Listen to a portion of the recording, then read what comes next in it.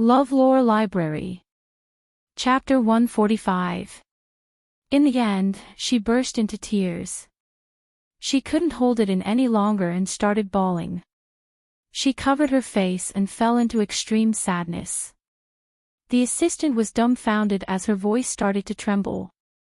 "Sister Fan Jean, what's wrong? What happened? Did something happen at home?" She had never seen Fan Jean like this before. Fan Jean had always been calm and composed in the industry. At least, no one had ever seen her lose control of her emotions. This sudden outburst of crying really scared the assistant. The assistant was afraid that someone would overhear and gossip would spread, which would negatively affect her. She picked up Fan Jean's phone from the floor. The screen happened to light up and she saw the conversation. Why did it seem a little strange? She didn't dare to look any longer, so she quickly stuffed the phone into Fan Jean's hands. Fan Jean was aware of her current identity. Although she was devastated, she only lost control of her emotions in the beginning. In the end, she tried her best to stop herself from crying. However, her crying made the assistant's heart ache. What exactly did she go through to make her cry like this? Her crying made the assistant's heart clench. The assistant had watched Fan Jean act for a long time. No matter how immersed she was, she never felt as heartbroken as she did at this moment. Fan Jean cried for a long time, but Xiao Jean didn't send her a message. She was almost 30 years old. When she found out the secret that had been buried for so many years, she realized that the knot in her heart might be a joke. This was a huge blow to her. About 10 minutes later, Fan Jean finally caught her breath. She still couldn't control the sadness on her face. After a long time, she grabbed her phone and sent Xiao Jean a message. "Anonymous buyer XX, why hasn't he come looking for me for so many years? Today, you should know, shouldn't you?" She knew that the person she thought was dead was still alive. All these years, he didn't come looking for her. If he didn't lose his memory, then he must have done it on purpose. However, Fan Jean couldn't accept this at all. What could have happened that made him not come looking for her for so many years? More than 10 years ago, they relied on each other. She thought he had passed away in an accident. At that time, she was completely disheartened and wished she could die with him. If he was still alive and didn't come looking for her, then what was the point of everything she did? She even suffered from depression because of this. Thinking of this, the tears that had dried up seemed to be unable to stop. The assistant was beside her anxiously, but seeing that she was holding her phone to reply to a message, she did not dare to ask. "Anonymous buyer XX, maybe he has his reasons. Today, then that's not something I should ask. You've already gotten the answer you wanted. You need to verify the extra information yourself." When Fan Jean saw this sentence, her tears fell again. Was this fortune teller telling the truth? Actually, from the moment Fan Jean mentioned her guess, she already knew that this fortune-telling shop was really capable. However, the knot in her heart couldn't be solved by fortune-telling. Thinking of this, Fan Jean sent a message to Xiao Jean, "Thank you. Today, you're welcome, customer. It's not worth it to cry too much." She obviously knew more, but she would not tell Fan Jean. This kind of thing didn't need to be calculated. Fan Jean only needed to verify it, and she would know everything that she needed to know. Fan Jean looked at this sentence in a daze. Her tears were still wet, and she looked a little sluggish. Chapter 146. Fan Jean glanced at her assistant and her assistant said carefully, "Sister Fan Jean, if you don't want to tell me, then forget it." Fan Jean looked at her and smiled. Her smile carried a hint of sadness. She opened her mouth and said in a hoarse voice from crying, "Tell me, when a person thought he was dead, they were heartbroken and in despair. They were so sad that they fell into depression and even tried to commit suicide twice. In the end, they found out that he wasn't dead, but after so many years, they never came looking for you. What was the reason? The assistant was a little dumbfounded. Didn't this story sound a little pitiful? She thought about all the ridiculous dramas she had seen in the entertainment industry and carefully guessed, perhaps he lost his memory and forgot about the past. Or perhaps he didn't think it was necessary. It wasn't necessary. The assistant's words were like a needle piercing into Fan Jin's body. 16 years, a whole 16 years. From a young girl to a mature woman, 16 years. She had been heartbroken and depressed for 16 years because of this person that she thought was dead. How long could the friendship of youth last? The answer was, a very long time. Fan Jin's fingernails dug into her palms, but she couldn't feel any pain. She couldn't accept it. She couldn't accept it. Even if she had to hear him say it to her face, she still wanted to know why. Did he lose his memory, or did he have difficulties, or did he not take their relationship seriously? There had to be a reason. After so many years, no one knew how shocked she was when she saw him appear at a banquet. The assistant could guess what was going on. She was a little shocked that something like this had actually happened to Fan Jin. Depression and suicide twice. Wasn't that too scary? She couldn't imagine that something like this had happened to Fan Jin. Fan Jin wiped away her tears and stood up. Although her face was still pale, she slowly regained some of her original elegance. She asked her assistant in a hoarse voice, "Do you know the vice president of the Fran Group that appeared at the opening banquet of the Fran Group's branch in China a few days ago?" The assistant. She knew who the vice CEO was, but she wasn't qualified to be there. She had only heard about him from others. He was in his 30s, had a handsome appearance and was the focus of the banquet. But he had a fiancée. She faintly sensed that something was going to happen. Fan Jin said, "I want to know how to contact him." The assistant blinked and quickly said, okay. I'll find a way to get it." She knew that if Fan Jin didn't change her mind, no one would be able to change her mind. Although Sister Fan Jin looked very sad, as an assistant, she should endure it, but she was too curious about this matter. One of them was the young and promising vice president of a Fortune 500 company. It was said that he had a great background. The other was a female celebrity with a high status in the industry. Depression and suicide. Damn it, just a little bit of information would probably be the most shocking news of the year. Fan Jin lowered her gaze and wiped her face with a wet tissue. Her eyes were already hurting from crying. She calmed down and looked at her phone again. She sent a message to Xiao Jin. "Anonymous buyer XX, I still want to calculate. Today, dear, you've already calculated the most important thing. You can't continue to calculate. Anonymous buyer XX, I can continue to place an order, the most expensive one. Today, money isn't important. What's important is that we can't let it go." Fan Jin was a little surprised. What was wrong with this fortune-telling shop? Why didn't they want to earn money? Chapter 147. Of course, it wasn't that he didn't want to earn money. If Xiao Jin really wanted to earn money, he wouldn't have cared about this. They had to pay the price for using extreme means to know something in advance, and it had nothing to do with Xiao Jin. Xiao Jin could even talk about the important points of their lives, but if you knew what would happen to you in the future, wouldn't your fate change? That was the price to pay. A person's life was destined.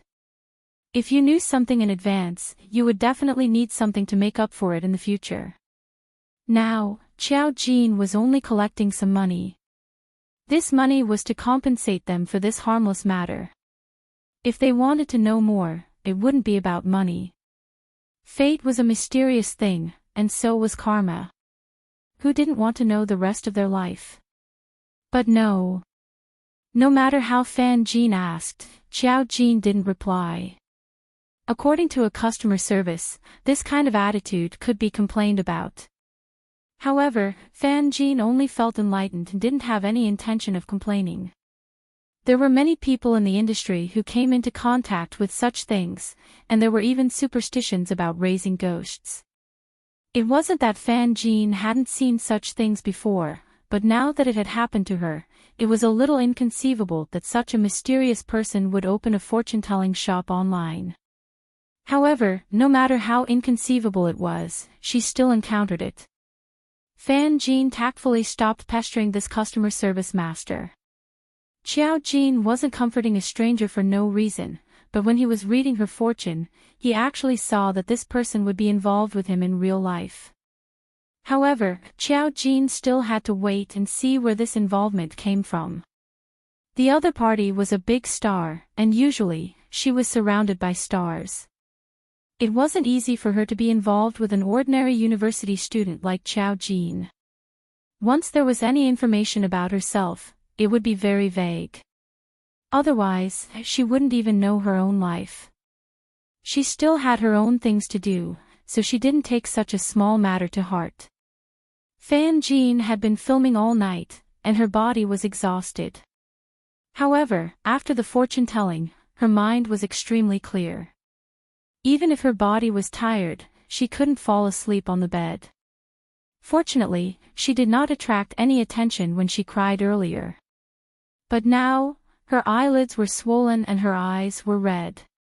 The scene last night was not intense, so she would not cry like this. Fan Jin washed her face in the lounge and applied a facial mask to make herself more awake and less swollen. The assistant who went out to inquire about the news soon returned. The vice president of the Fran Group had recently arrived in Beijing, and he had already attracted the attention of many people. In addition, the Fran Group's new company was established in China, and there were many people trying to curry favor with them. Furthermore, the Fran Group's main business was more beneficial for celebrities. Many people wanted to know the vice president's contact information, and it was impossible for Fan Jin's assistant to get it on his own. But when he heard that Fan Jin needed it, he quickly got the contact information. Of course, it was the assistant's. Whether or not the person in question answered the phone was another matter altogether. The assistant passed the phone to Fan Jin and said embarrassedly, "Sister Fan Jin, this is the phone number of the vice president's assistant." Fan Jin nodded her head, but when she thought of that man, her eyes darkened. In the end, under the expectant and curious gaze of the assistant, she dialed the number. Although it was early in the morning, the vice president's assistant was already on standby. It was a mature man's voice. "Hello, who is this?" Chapter 148. Fan Jin was in a daze for a moment before she asked, "Is Jiang Qinji here?" The other party was silent for a moment before replying, "Sorry, I think you've got the wrong number. There's no Mr. Jiang Qinji here." Fan Jin immediately reacted, "It's Ji Nuo. Sorry, I'm Fan Jin, a female celebrity. Pass the phone to your boss, he'll know." The other party had returned to China and was a Chinese citizen. He always used an English name, Ji Nuo. Even if he had a Chinese name, it shouldn't be known by others. The name that Fan Jin blurted out just now was probably not his real name. The assistant was extremely intelligent. He immediately guessed that something was wrong. Coincidentally, the boss had just gotten up and wasn't in a hurry. He said, "Please wait a moment." Then, he took the phone and went to find the vice president. The man was now staying in the presidential suite of the hotel. He had just woken up and was tying his tie in front of the dressing mirror. He had a handsome face and sharp eyebrows. His whole body exuded the aura of a strategist that had been trained in business. He was a bright and energetic man. No wonder people said that he was the absolute center of attention. Just his face alone was enough to make a name for himself in the entertainment industry.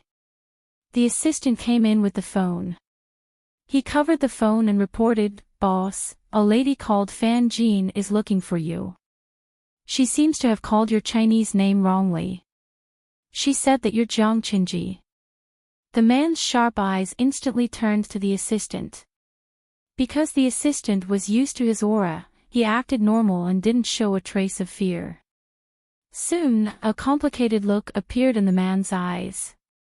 After 3 seconds, he calmly and coldly said, "She's got the wrong person."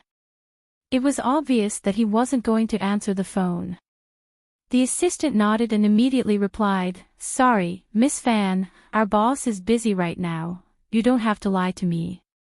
Fan Jean had just cried, so she calmed down. "Tell him that if he doesn't answer the phone, the news of his fake death will spread throughout the country tomorrow. I know that the Fran Group's new company and store have just opened in China. A lot of things are still in progress. You don't want more problems to arise at this juncture, right?" Yes, she was threatening him. This man had caused her so much pain for so many years. Now that she knew that he was still alive, it was impossible to say that she wasn't resentful. Most of it was her own helplessness and sadness. She only wanted an answer. Once she knew the answer, whether it was resentment or difficulties, she would have to hear it from him personally. The assistant told the boss everything that he had said. The man directly sank his face, reached out to take the assistant's mobile phone, and said in a rare tone of irritation, "I said, you have the wrong number." The assistant was a little surprised. After being by this boss' side for so long, he had always been calm, reserved, and powerful.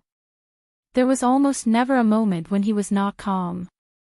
And at this moment, an inexplicable phone call easily forced his anxious mood.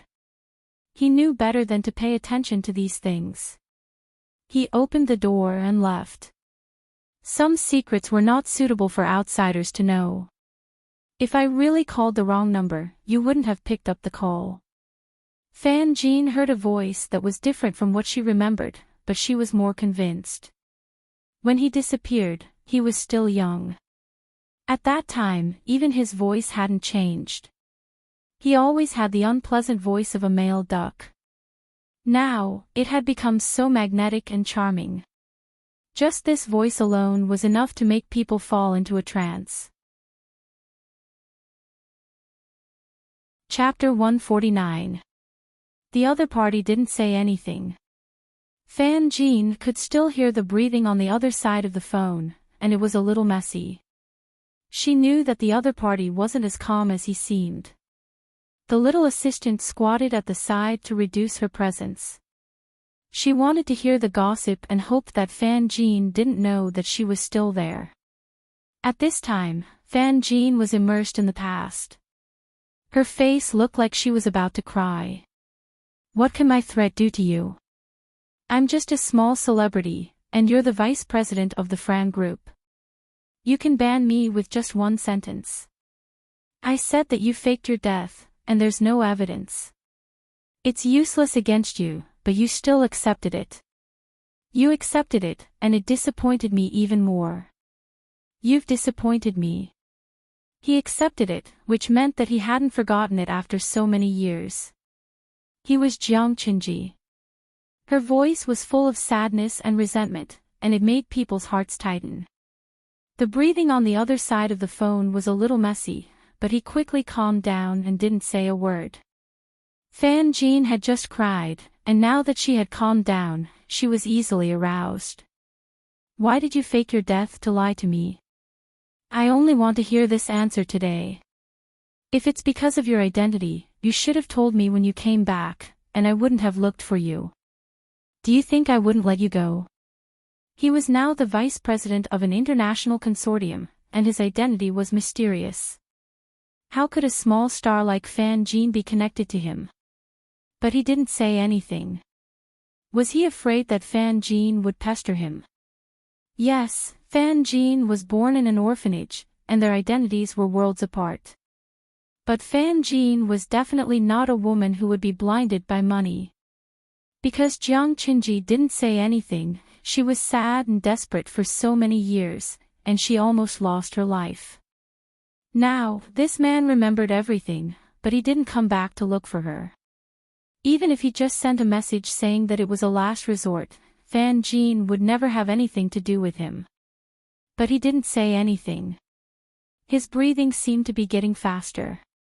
Fan Jin didn't wait for him to answer, and asked with a sobbing voice, "Let me ask you, why can't you even bear to send me a message? Do you know what happened to me all these years?" After a long while, the other party said in a hoarse voice, "I know." 3 words, but Fan Jin fell into a bottomless abyss. He knew everything, but he chose to ignore it. He watched Fan Jin struggle and even watched her commit suicide. Fan Jin, who was about to cry, suddenly froze. She had acted for so many years that she could control her emotions easily. Even if she wanted to cry, she pinched her own leg to calm herself down. "I understand." After saying this, Fan Jin hung up the phone. He stared straight ahead like a soulless puppet. Fan Jin's assistant trembled. She was afraid that Fan Jin would take things too hard, so she quickly said, "Sister Fan Jin, don't think too much about it. It happened so long ago. Let's just pretend it never happened, okay?" The other party was the high and mighty Vice President Fu Lan.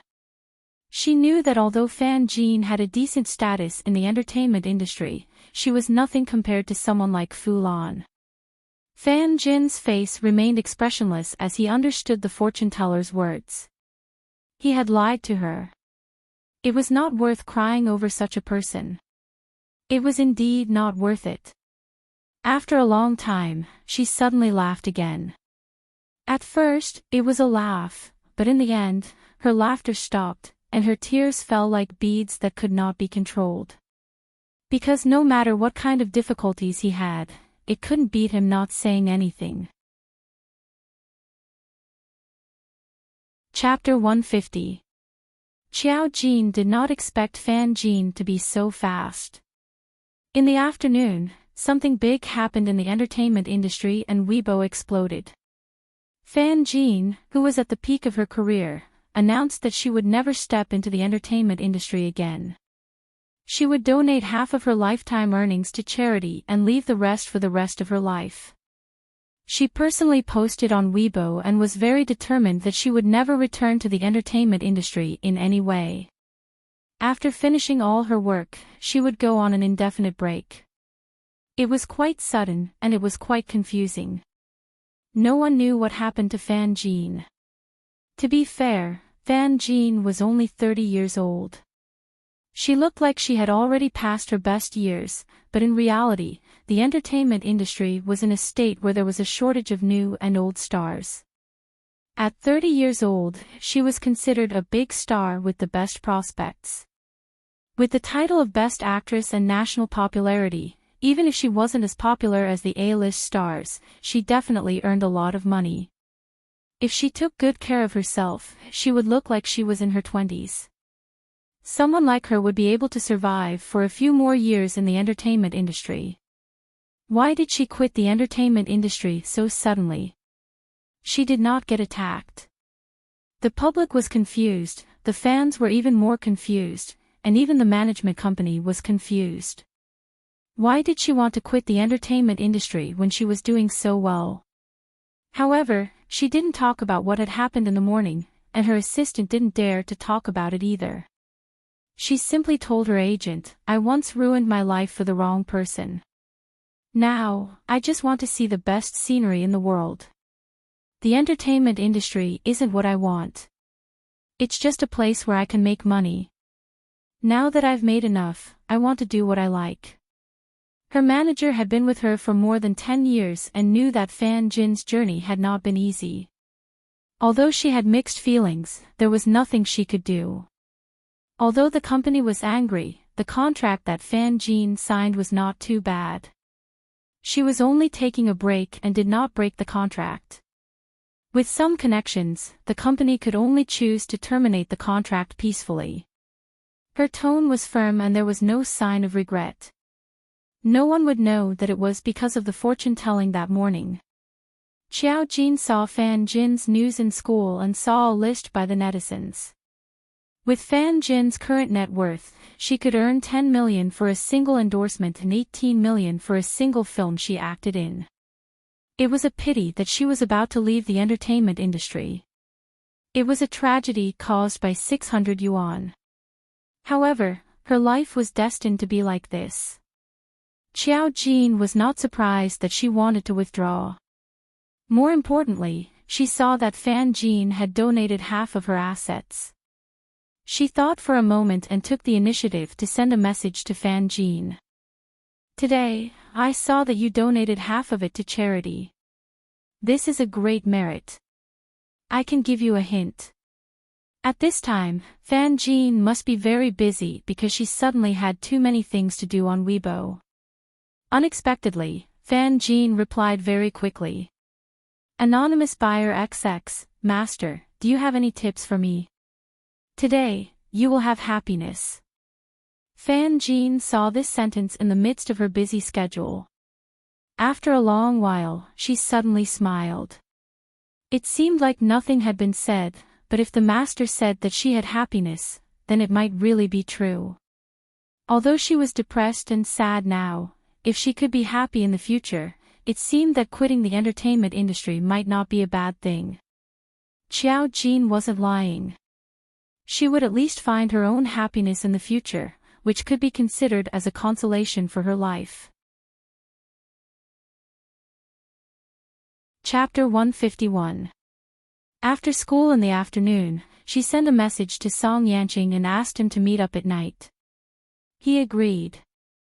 Unexpectedly, when she got home, Xiao Jin saw Xiao Fei crying while watching Fan Jin's movie. But Fan Jin's movie was a comedy. She couldn't help but ask, Fei Fei, why are you crying?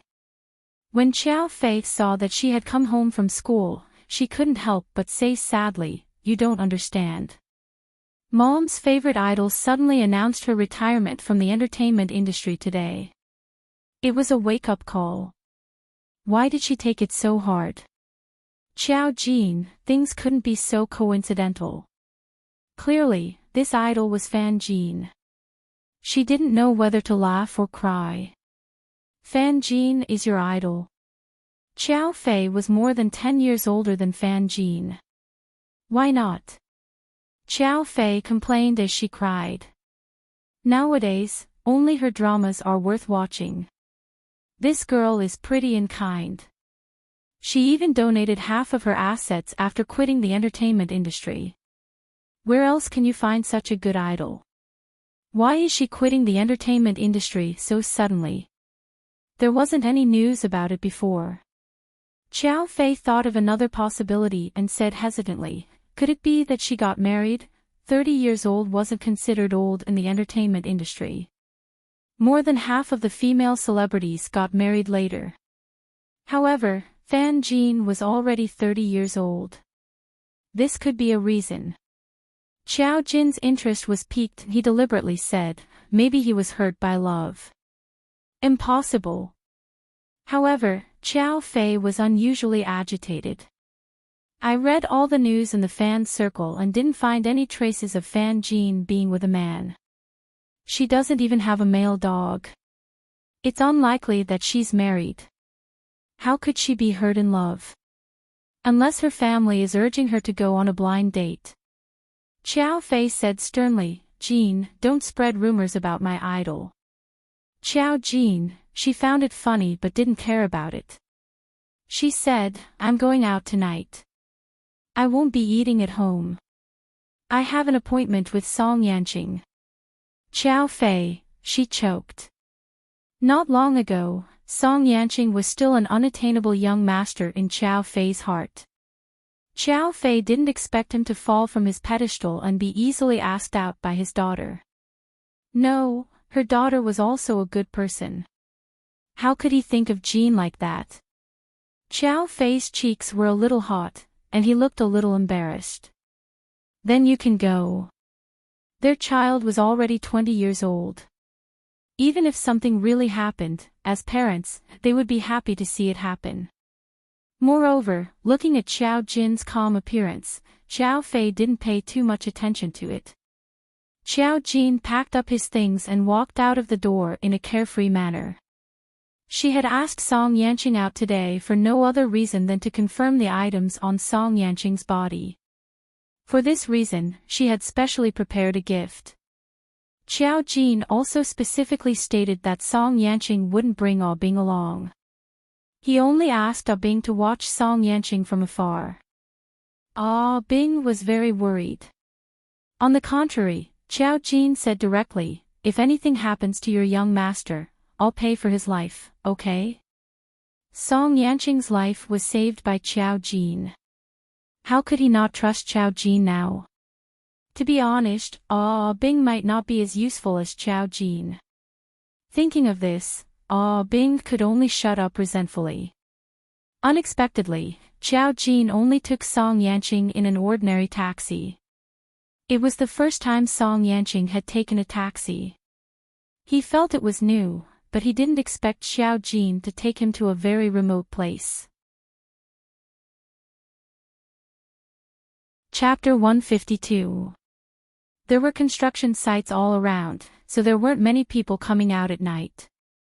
Xiao Jin brought Song Yanqing out of the car.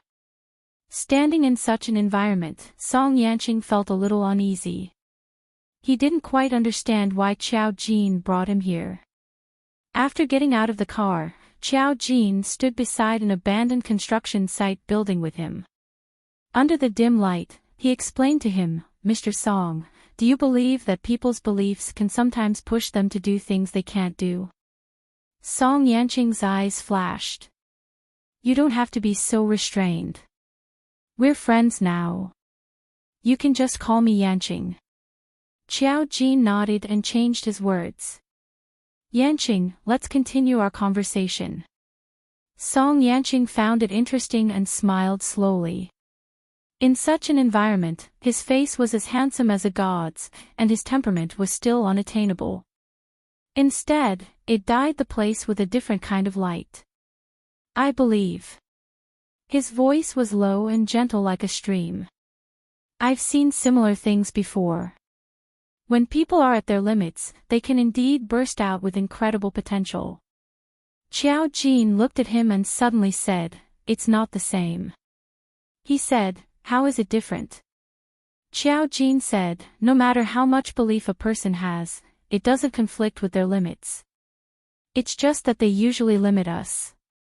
At the critical moment, some people can burst out with unparalleled potential. But some things can't be done even with belief. According to modern words, it's against common sense. Just like how the sky will rain, humans will grow old, get sick, and die.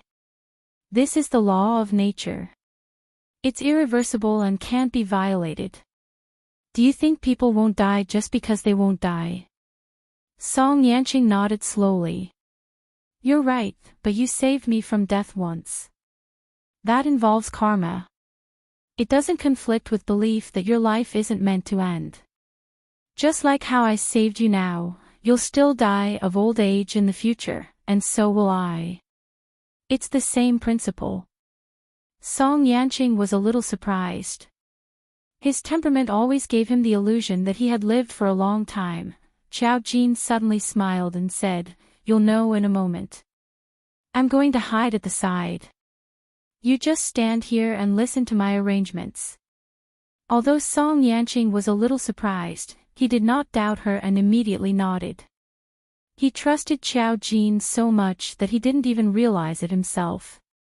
Xiao Jin retreated and disappeared into the darkness. Perhaps he had entered the abandoned building. Song Yanqing was still a little confused, not knowing what she was going to do or why she left him in this place. This was an abandoned construction site, so the surroundings were naturally desolate. Ah Yi was also standing far away and looking at them. When he saw Xiao Jin leaving Song Yanqing alone there, he immediately became anxious. Young master coming here was already considered a shocking matter, but Xiao Jin actually left him alone. However, thinking of the young master and Xiao Jin's orders, Zhang became restless but didn't dare to rush over. Suddenly, footsteps could be heard from the other side of the construction site. Song Yanqing subconsciously looked over. A man in an ordinary t-shirt walked over. He was a little dispirited.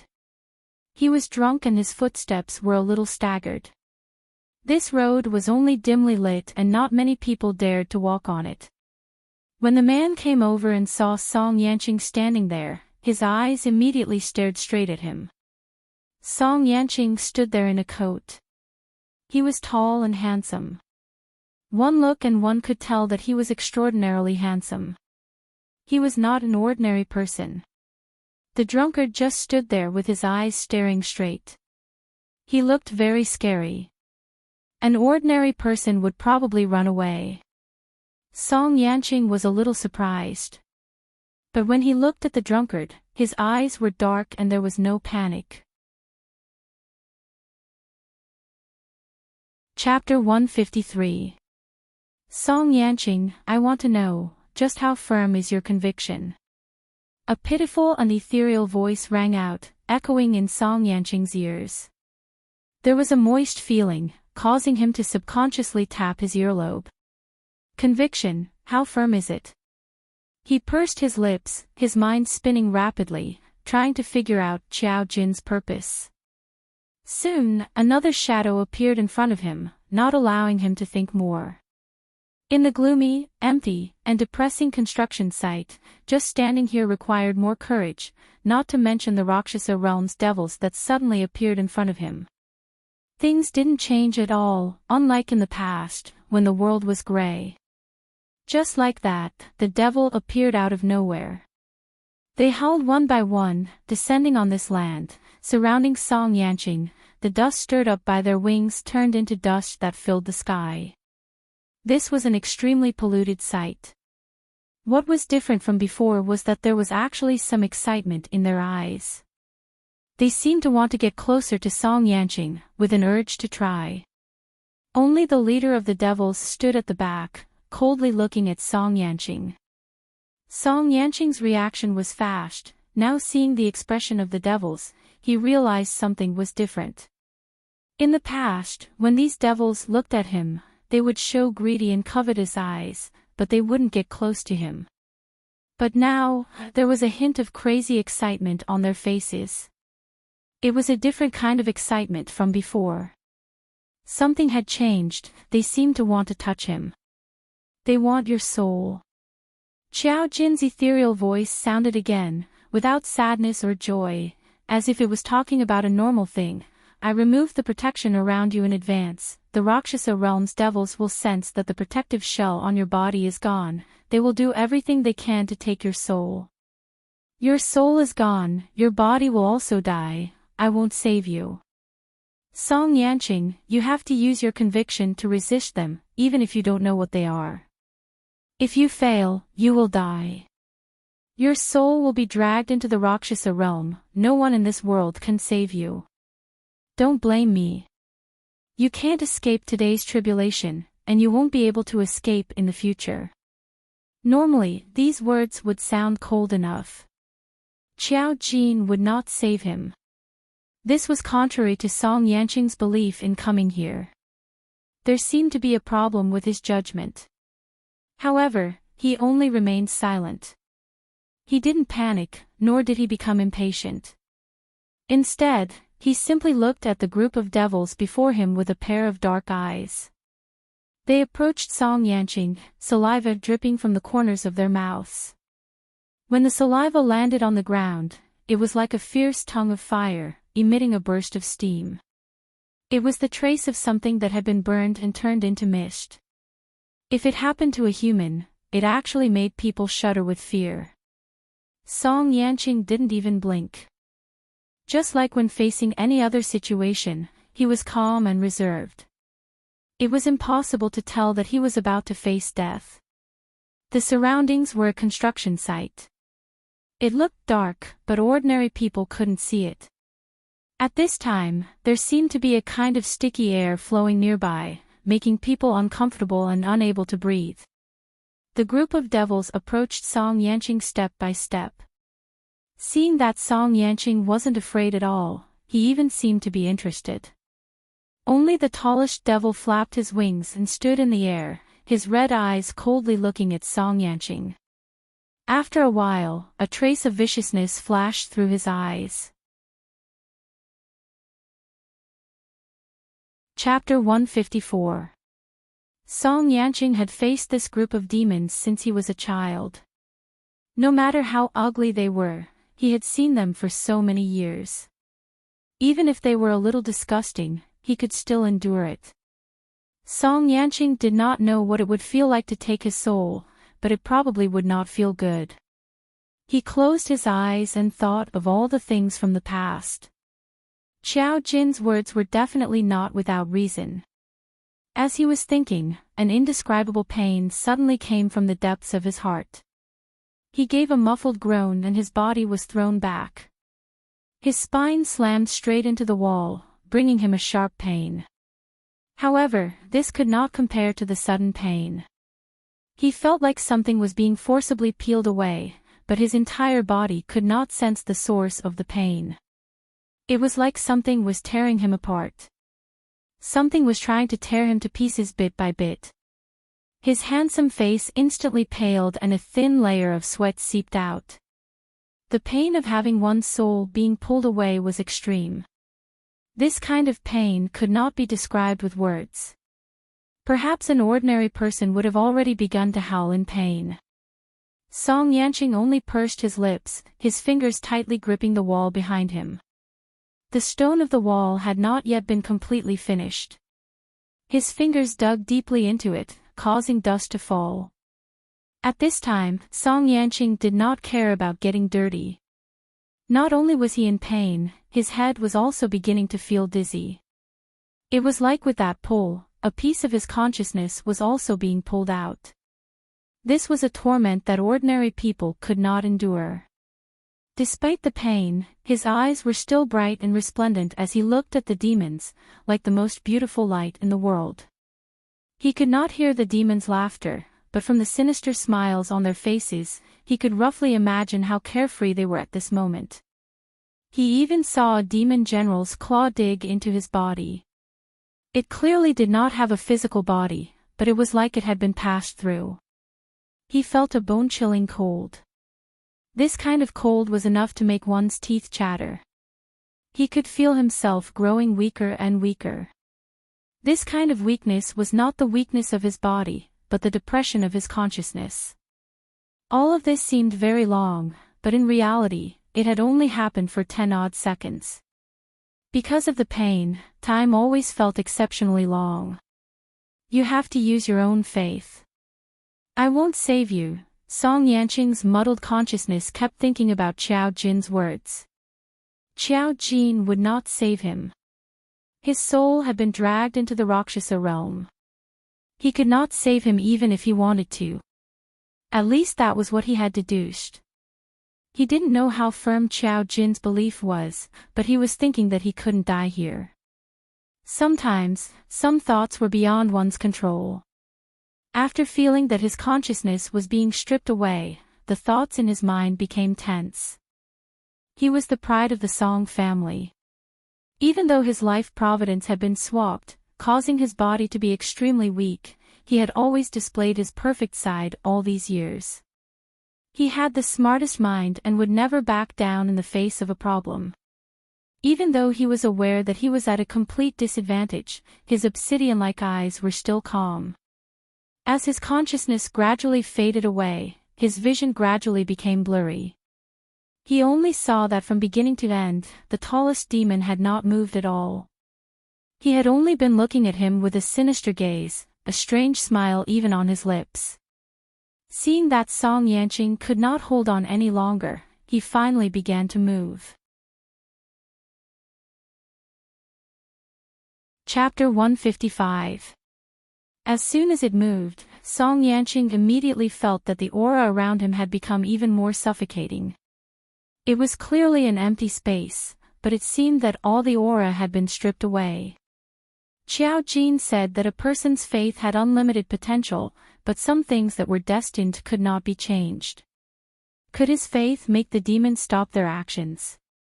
He did not know. He only knew that he could not let himself lose consciousness completely. During the pulling of the soul, if someone saw it, they would see that Song Yanqing's body seemed to refract a strange and enchanting light. It was indestructible and extremely small, like the dust in a firework. It was small enough, but it contained a huge amount of energy. It was this kind of light that was always entwining his body. His pupils were gradually enlarging, and the scene in front of him was blurred. The leading demon was approaching him. When it slowly reached out its huge palm, it clasped Song Yanqing's head. It only needed a gentle move, and they would be able to get what they had been after for so many years. However, he sensed a struggle. Even though the indescribable soul was being stripped away, it was finally firmly pulled by a kind of force, and it could not be completely stripped away. The demon stopped its actions. After a while, it actually spoke again, and it was extremely strange. "You can't do it," it knew what would happen to Song Yanqing. If it was in the past, they would not act so impulsively, but now, in this era 10,000 years later, spiritual psyche masters were not far from being destroyed. It was impossible for him to struggle. Song Yanqing understood. What couldn't he do? There was nothing that couldn't be done. His fate had been swapped, and he had almost died before, but he had been saved. He had been saved from death. Even if Qiao Jin said that he would not save him now, as long as he was not dead, there was still hope, wasn't there? His lips were trembling uncontrollably, but the corners of his mouth widened into a calm arc coupled with his pale cheeks. His expression was calm and charming, forming a huge contrast. The pain of being pulled was still there, but he seemed to be used to it. In the depths of his originally dark abyss-like pupils, a glimmer of light suddenly appeared. A little. Then, it gradually expanded. Hong! A silent vibration spread out, and the light expanded. Song Yanqing's vision was restored, and he saw that the face of the demon in front of him had become even more ferocious. It seemed to be roaring, as if it was shocked. The weak light on his body had gradually disappeared, but it seemed to have melted into his body. He couldn't hear anything around him, and in this silence, he obtained a kind of peace that he had never experienced before. It was as if this was the calmest moment since he was born. There was no sound or movement, but there was not a trace of fear on his face. On the contrary, it was extremely comfortable. The feeling of being pulled gradually subsided, and his body calmed down. If anyone was here, they would be shocked to find that his face was calm and gentle, elegant, holy, and noble. Now, he was emitting the most dazzling light. Without his pale face, he was like a god that didn't belong to the mortal world. Every inch of her body, every strand of hair, was emitting a fatal seduction. She couldn't help but want to get close to him, but she didn't dare to do so in fear, as if it was blasphemy. Qiao Jin, who was hiding in the dark, curled his lips slightly. She guessed right. Song Yanqing was a spiritual psyche master. Chapter 156. They were lured here, but their plan failed. They even caused Song Yanqing to awaken. The demons left in exasperation.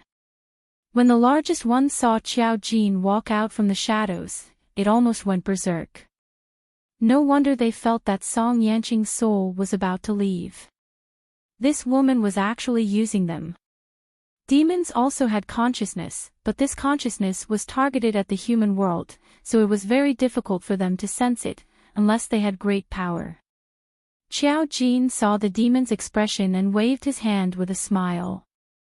Now she finally understood why the demons of the Rakshasa realm were so obsessed with Song Yanqing. The soul of a spiritualist of speech was definitely very useful to the demons of the Rakshasa realm. Although even she didn't know what it was used for, according to the guidance from birth, it was probably not a good thing for the demons of the Rakshasa realm to obtain the purest soul of a spiritualist of speech. Something like this seemed to have happened 10,000 years ago, but she seemed to have forgotten. Thinking of this, she frowned slightly.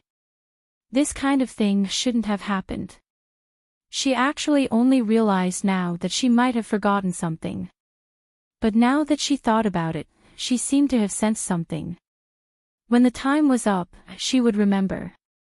She was considered the darling of karma. Although she had to pay the price for some things, at her level, she would also receive some additional hints. Thinking of this, Xiao Jin didn't care too much about this matter. Instead, he looked at Song Yanqing. The demon disappeared, and he slowly opened his eyes. A spiritualist of speech had just awakened, and their bodies were at their weakest. Not only were they weak, but they would also attract some demonized spiritualists. They might not know about spiritualists of speech, but they would be inexplicably attracted here. This wasn't a place to stay for long. Song Yanqing turned to look at Xiao Jin. At this moment, his expression was calm. Compared to before, his sickly aura was slightly less, but that otherworldly aura was even stronger. His cheeks seemed to emit a porcelain-white glow. To be more specific, it was the kind of person who, at first glance, really looked like he came from the god realm. He was clearly noble, but he still had compassion for the human world. A small number of people with evil intentions would hate him to the core, but most people who were infatuated with him would be madly infatuated. Spirit speakers were born with this kind of charm that could make people fall into a trance. Xiao Jin actually didn't really like spirit speakers, because they could predict the future by observing the past, and they always had bad things to say. However, the current Song Yanqing was definitely not at this level. He had just awakened and was an ordinary spiritual reader. He still did not know how to use his abilities. Moreover, Xiao Jin treated him as a friend. Even if he was a spirit speaker, it wouldn't change anything. She saw that Song Yanqing's cheeks were pale, and the traces of sweat were still there. She stepped forward and said softly, "I'm sorry.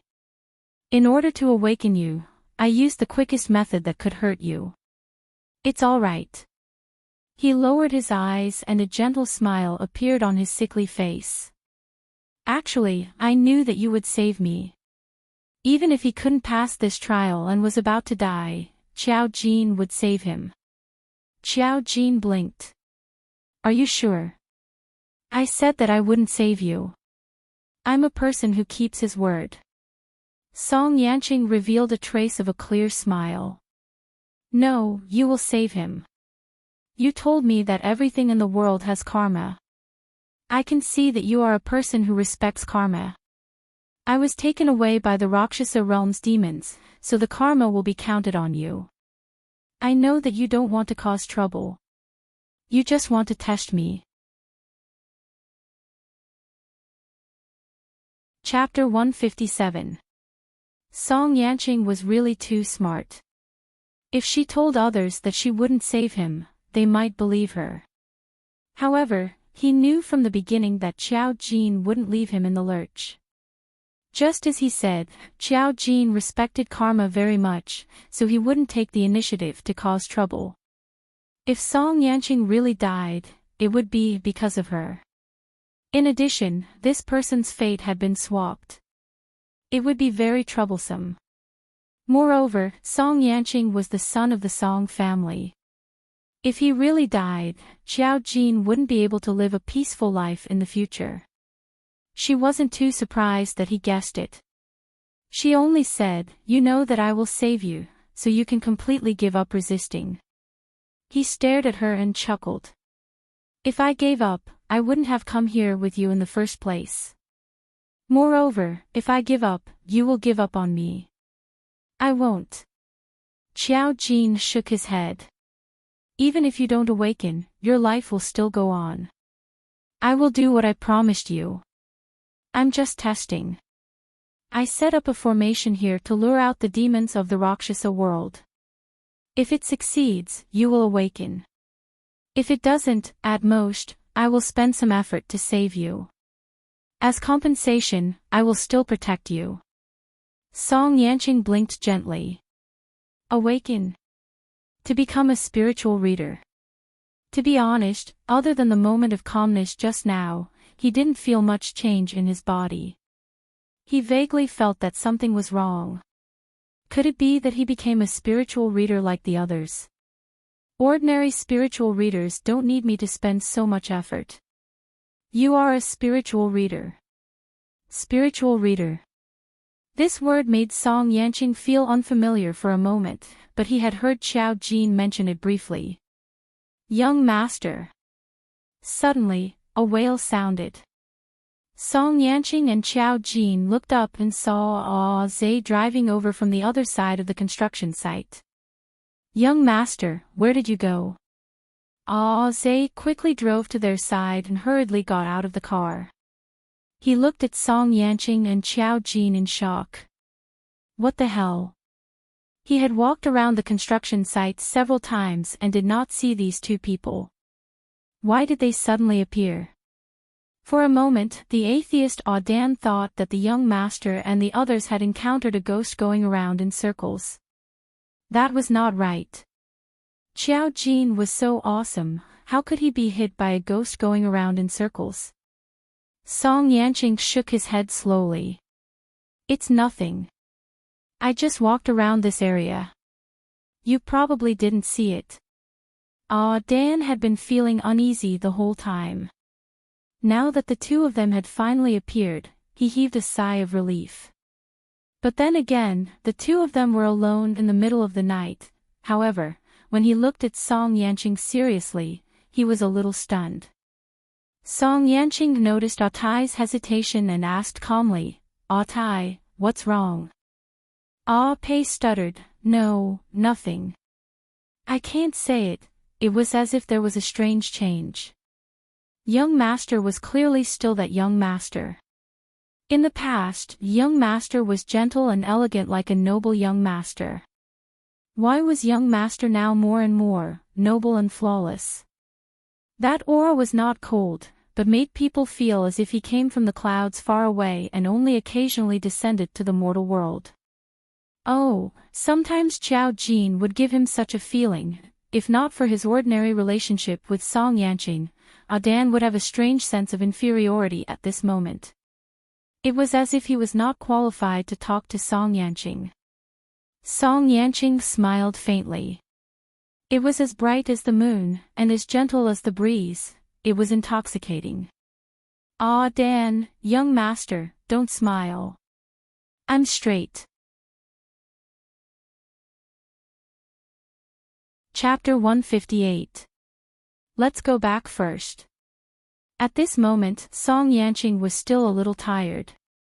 He didn't know if this tiredness was the after effect of what had happened just now. He just wanted to rest quickly. And it was long past his resting time.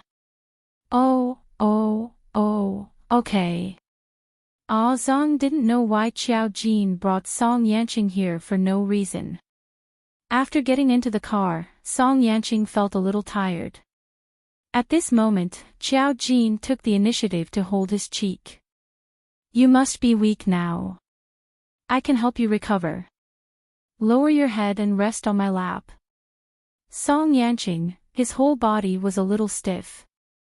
It was mainly because of Xiao Jin's sudden intimate contact. However, when he saw Xiao Jin's bright and serious eyes, he understood that this girl had an involuntary intimacy. She didn't seem to understand the taboos between men and women in modern society, especially when they were in such intimate contact. But the reason was so legitimate that he couldn't resist. However, he was still not used to it. His body was a little stiff. It seemed like little by little, he slowly bent down and rested his head on Xiao Jin's lap. Because it was summer, she was wearing a pair of shorts. A part of her thigh was exposed, and he was pressing on her white and tender leg. He could feel the warmth and softness. The young master, who had always been noble and elegant, was a little helpless at this moment. But soon, Xiao Jin's hand touched his cheek. A wave of soothing warmth passed from her palm. His body was actually gradually recovering. In addition, it was sleeping time.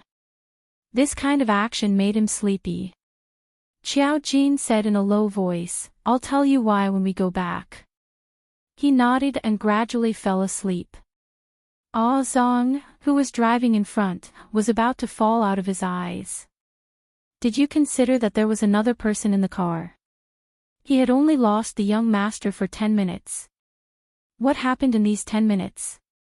Could it be that the world had already changed in these 10 minutes? The young master had never been so intimate with a woman in his life, even if it was his sister. Moreover, young master usually didn't sleep well when there were people around. Why would he fall asleep right away? His shocked gaze met with Xiao Jin's. The girl's eyes were calm and puzzled. Drive. What are you waiting for? The other, can't you wait any longer? However, he remembered that the young master was already 25 years old and was not young anymore. It was quite rare for him to have someone who was willing to get close to him.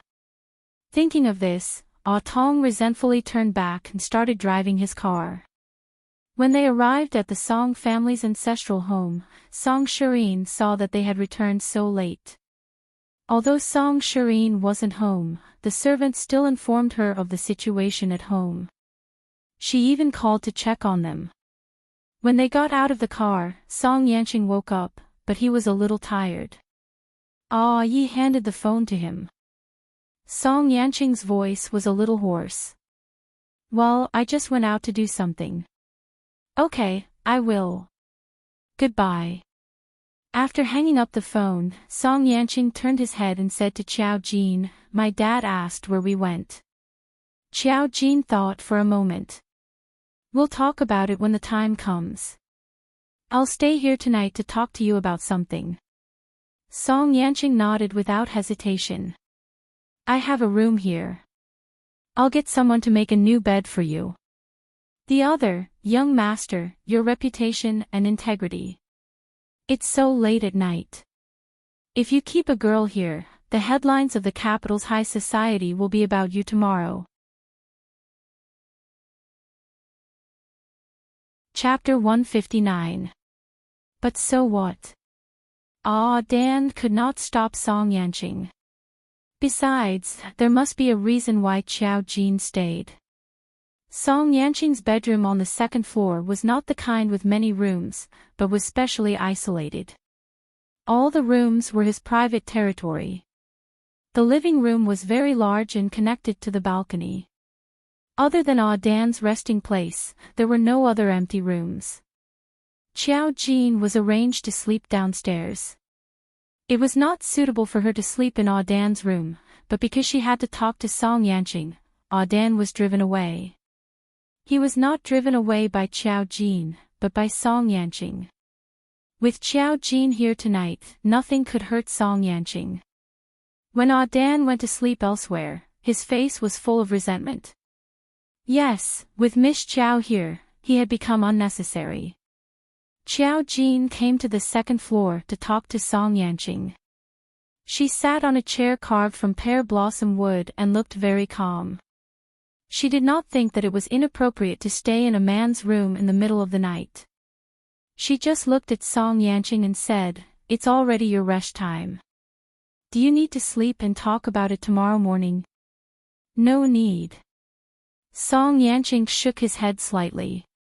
He would not be able to sleep tonight if things were not clear. He sat opposite Xiao Jin.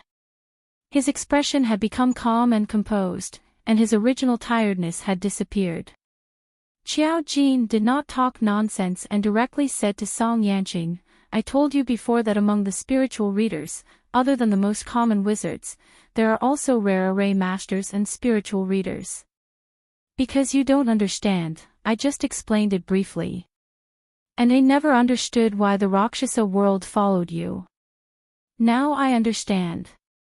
It's because you are a spiritual reader." Song Yanqing's eyes were indifferent, and his true emotions could not be seen in the depths of his eyes. He nodded slowly. What is a spiritual reader? A spiritual reader, Qiao Jin thought back to the past. A spirit speaker is a very rare existence. Do you remember what I told you before you awakened? Humans can't change the laws of nature with their own power, but spirit speakers can. What they said was the rule. What they thought was the truth. The sun, the moon, the blooming of flowers, the passing of spring and the coming of spring. These were all rules that they could change. The strongest spirit speech masters are able to make their words become law. What you say is the truth, what you think is the truth. They can also peer into the past and observe the future. Song Yanqing was amazed by the power of a spirit master of speech, but he also understood that the current him was clearly not at that level. Moreover, Qiao Jin definitely had something that he hadn't said. As expected, Qiao Jin continued, being strong means being bound. Although spirit speakers can make the above things happen, karma is not something that can be easily manipulated. First of all, the existence of spirit speakers is extremely demanding and rare. Even if they awaken, they may not make any progress in their lifetime in order to reach this level. Even if they reach this level, they will have to pay a huge price to go against the heavens. Knowing the truth that has been sealed in the past and being able to peer into the future, they have to pretend that they don't know anything. In other words, the secrets of the heavens cannot be revealed. Spirit speakers seemed powerful, but like her, they had many restrictions. She was able to do as she pleased, but the spirit master of speech had more shackles on his shoulders. They knew the future, and this was a very troublesome matter. If they were not careful, they would do something that would affect the future, and then affect themselves. Chapter 160. In the long river of time that I exist, Qiao Jin said this sentence again. There is only one spirit master of speech who can reach the realm I speak of. Song Yanqing looked up. Who is he? I don't remember. Qiao Jin's tone was very calm. He might have disappeared a long time ago. Song Yanqing nodded and didn't ask about this person. She just smiled and said, I'm a spirit master of speech, but I'm sure that I can't reach the realm you speak of. Of course. If such a powerful spirit master of speech appeared casually, it would be unfair in this world. Qiao Jin continued, as long as you're a spirit master, there's room for improvement. Even a wizard can become extremely powerful. But many people can't find a way to improve in their entire lives. For millions of years, who knows how many people have died on the path of exploration. Qiao Jin. Song Yanqing suddenly looked at her. You're an array master. Qiao Jin nodded. I'm an array master. Song Yanqing wasn't too surprised. So you can tell at a glance that someone has set up a fate sealing array in my house. Well, it's not a difficult thing. It was even very simple. Song Yanqing still had many questions. She wanted to ask Qiao Jin how he knew so thoroughly. Clearly, her existence was extremely mysterious. But Song Yanqing also understood that even if he asked, Qiao Jin wouldn't say. If she could say it, she would say it all together. You said that everything in this world has karma. This is also the reason why you can't help us completely. Song Yanqing thought and said, if I'm a spirit master of speech and I become stronger, can I solve this matter myself? Qiao Jin nodded. Song Yanqing seemed to see a clear path in front of her. So, you said that spirit masters can improve. What do they need?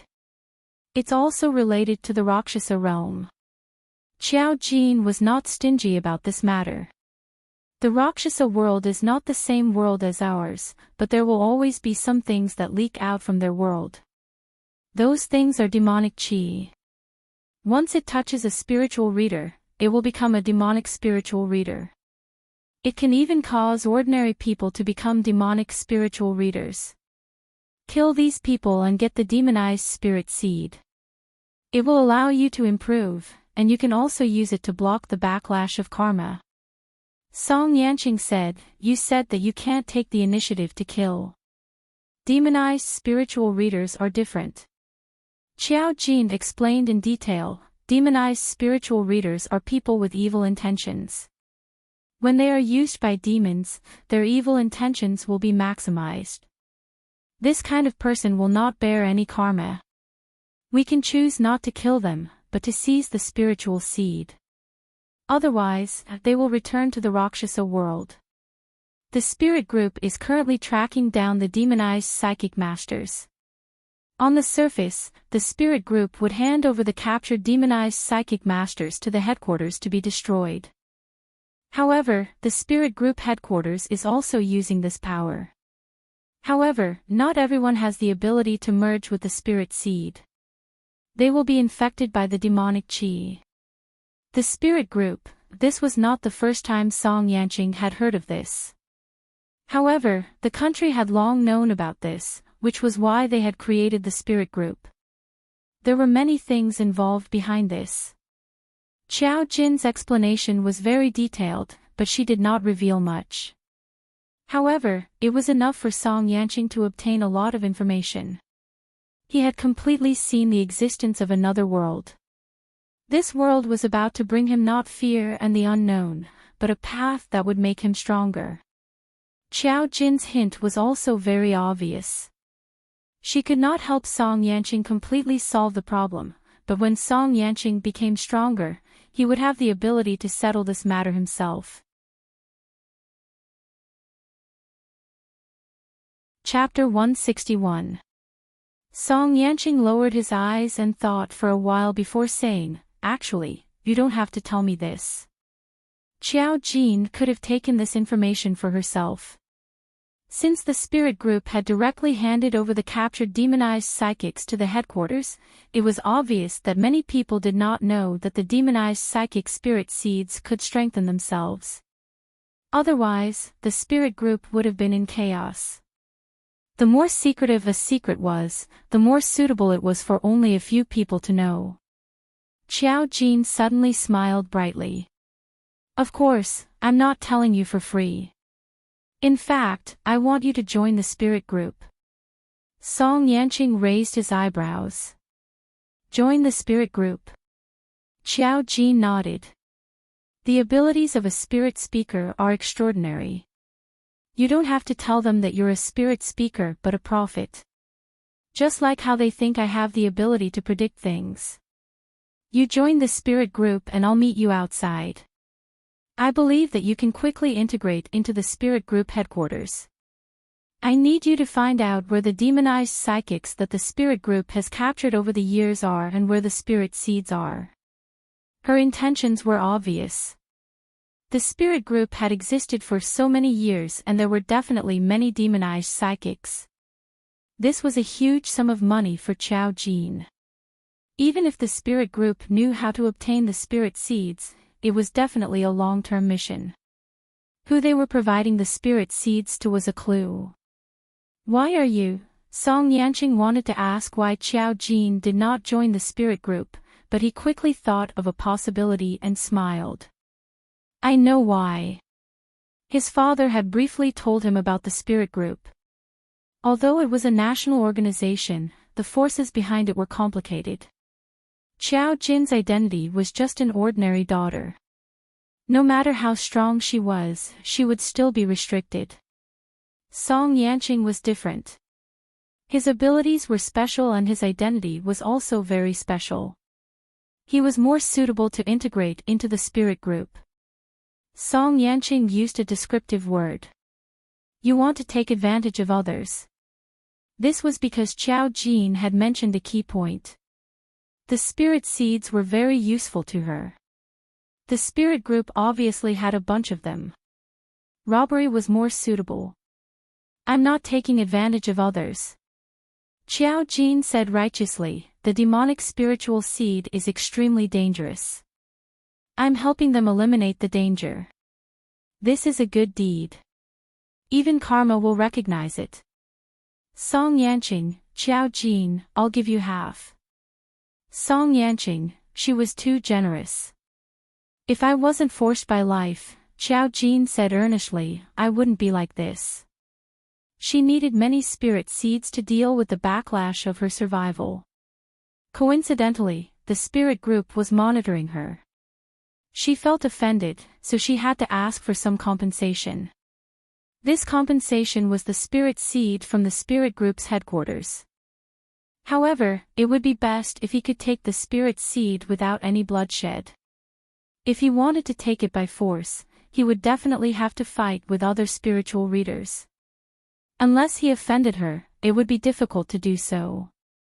There was no doubt that there was someone behind the spirit group. She could not calculate the final location of this spirit seed, nor did she have the power to investigate this matter openly. Song Yanqing was the best partner she could work with. He had money, power, and now he had abilities. It just so happened that she did not know what to do when she came to this world. Now, she had a goal. Song Yanqing was silent for a while and suddenly said, Are you going to take an exam soon? Qiao Jin, they were talking so nicely. Why did he mention such a depressing thing? Qiao Jin was a little hesitant. I think so, he had heard the teacher mention it last time. The professional classes were actually okay, but their exam was a comprehensive evaluation, which naturally included the usual basic classes. They all looked over curiously. She frowned slightly. I had something to do last night, so I stayed at the Song family. Muzillion. When did you have such a good relationship with Brother Yanqing? Qiao Jin thought for a moment. Recently. Muzillion, had he underestimated his sister all this time? He didn't expect that she had already hooked up with the young master of the Song family. He didn't want to use this word, but he couldn't think of the right one. Song Yanqing had never heard of any scandals in his 25 years of life, including the fact that he didn't even have a close male friend. He didn't expect Qiao Jin to be able to stay the night in the Song family. Chapter 163. What was their relationship? How far had they progressed? These were all crazy thoughts in Muzillion's mind. After all, he was not a simple man and woman. He had a dozen girlfriends. How could there be a pure friendship between a man and a woman? He clicked his tongue and looked at Qiao Jin in disbelief. He sighed, I underestimated you. Qiao Jin nodded naturally, you underestimated me. You can't imagine what I am at all. Muzillion, you are so glorious. But thinking about it, it was indeed a glorious thing to have a close relationship with the young master of the Song family. The people around watched Qiao Jin and Muzillion talk and whispered. Last time, she and Muzichu had a misunderstanding at school, and then there was no news. Now, seeing Muzillion talking to her, everyone was gossiping wildly in their hearts. But now there was a faint news that Qiao Jin was Muzillion's sister. But one of them had the surname Mu, and the other had the surname Qiao. Were they siblings? Everyone was a little excited about the gossip of the Mu family. Muzillion continued to ask, when did you confirm your relationship? Qiao Jin didn't care about some small things, but she was not stupid. No matter how slow she was, she still remembered the past. At this moment, hearing Muzillion's wretched tone, she felt a little strange. She emphasized, Song Yanqing and I are friends, good friends. When Muzillion heard this, it was more obvious that she was trying to cover it up. He thought that Qiao Jin didn't want to announce it.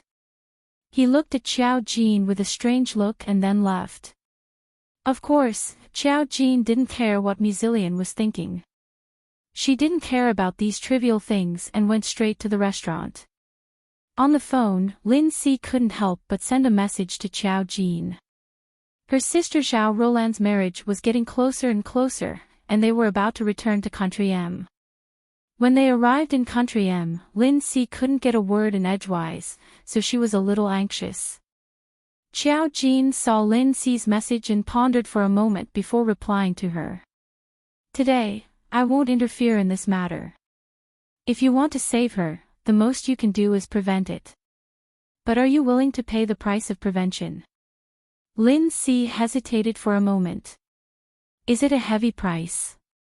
Today, it's not that serious, it's just harsh for you. Today, go to Jingchang Temple and donate 1 million Chinese yuan to ask for a jade pendant for her. The abbot will give it to you. Lin Si was stunned. 1 million. Where was she going to get 1 million yuan? For a moment, Lin Si wondered if Xiao Jin was really trying to cheat him out of his money. But it was true that he had saved her. What was with this sudden appearance of Jingchang Temple? Lin Si's family condition was not bad. They had their own house in the capital. His parents had been in the management of the company for many years and were relatively famous. Although they were not very high-ranking, at least they had saved up a large sum of money over the years. However, it was all his parents' money. It was simply impossible for her to take out 1 million yuan. Lin Si was confused. If she couldn't give 1 million yuan, she obviously couldn't get that jade pendant. First, she went online to check the situation of this Jingchang Temple. After checking, she was even more surprised. Jingchang Temple was an ordinary small temple. It wasn't famous among the many temples in the capital. It didn't have many believers and was only located in the suburbs of the neighboring city. There was even little information about it. After checking, Lin Si's thoughts began to fluctuate. Could it be that they were colluding to cheat money? Chapter 164. At that thought, Lin Si shook her head again. It was true that the master had saved her. If he had really wanted to extort money to save her, she would have taken the 1 million yuan. She was the one who had asked Zhao Roland to do the fortune-telling. But where was she going to get the money? Although Zhao Roland was on good terms with her, this 1 million yuan, at the thought of this, she felt extremely conflicted.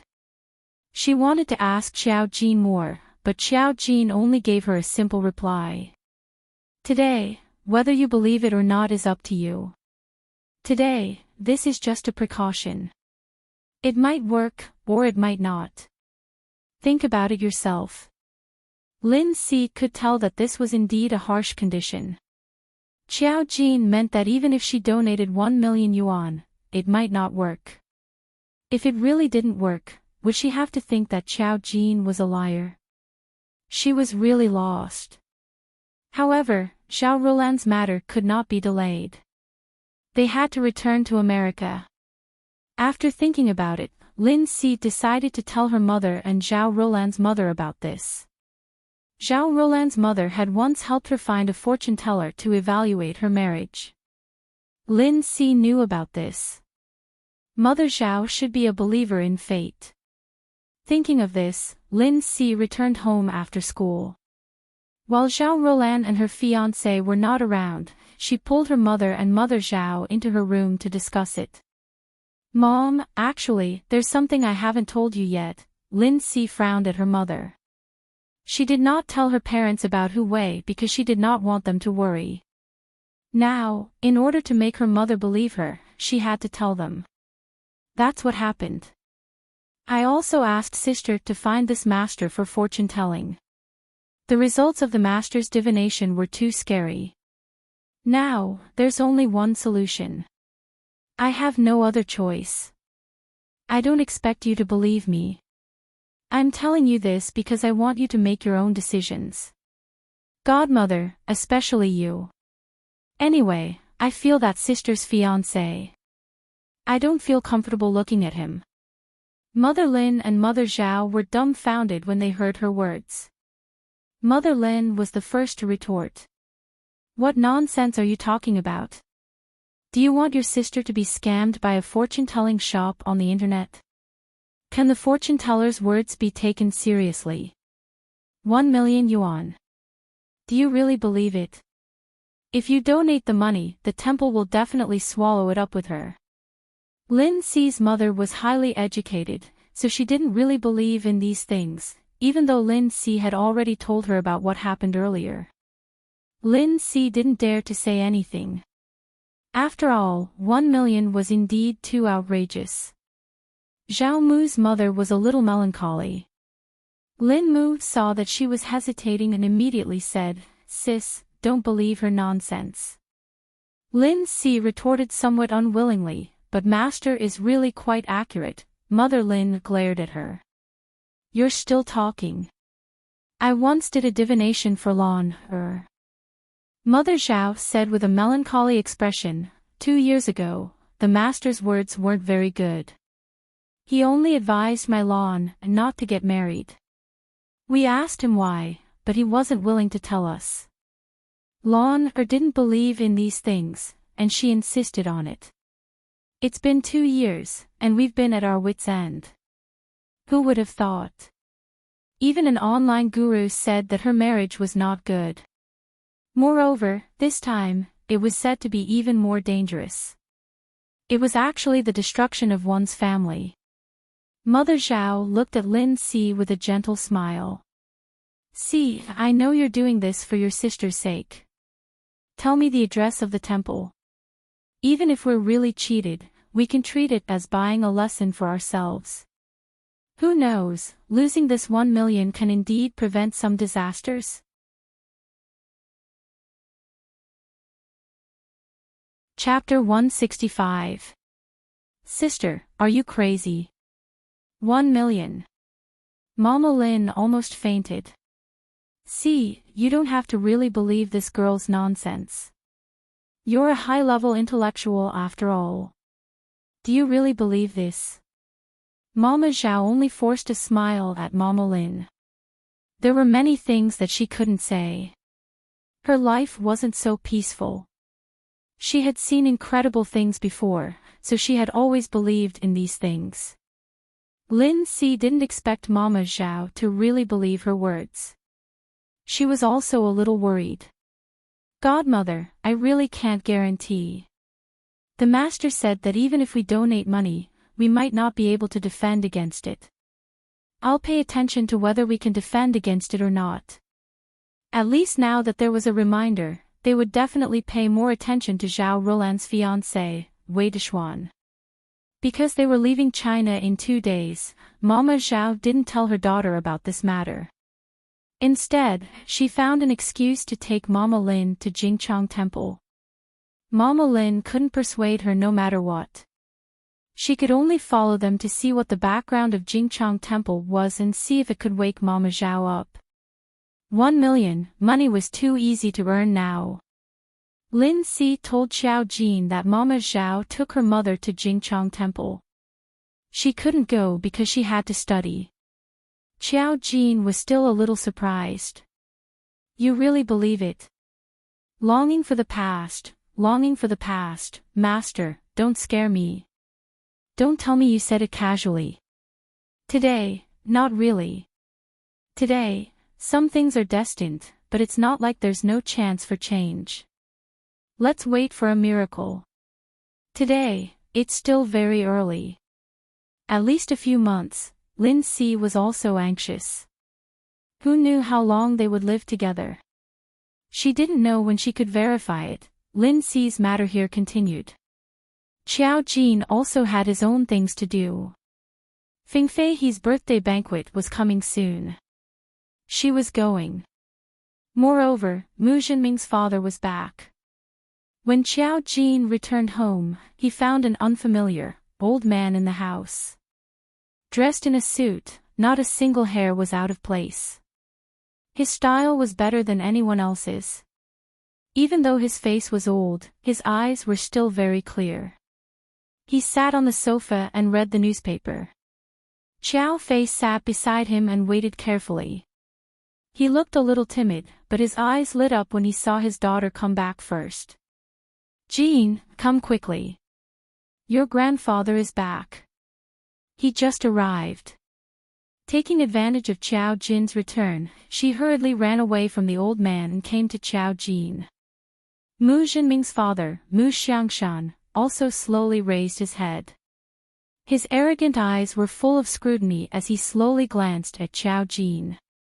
After a seemingly nonchalant observation, he slowly opened his mouth and said, "Who's her grandfather? I don't know where this wild girl came from, but how did she become my granddaughter? You guys really don't know any rules when you do things. You're not allowed to call me grandfather." Mu Xiangshan's tone was very harsh. Qiao Fei looked a little aggrieved. She quietly grabbed Qiao Jin's arm and stammered, "Dad, Jean is the daughter I've raised for 20 years, Mu Xiangshan harumphed. She's not my granddaughter either. Is she related to me by blood?" At this moment, Qiao Jin slowly smiled. Not allowing her to call him grandfather really solved a big problem for Qiao Jin. She calmly said, "Okay, Xiangshan. Mu Xiangshan."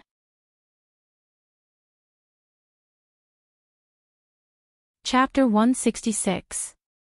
Even the servants of the Mu family could only watch helplessly as cracks appeared on Mu Xiangshan's imposing manner.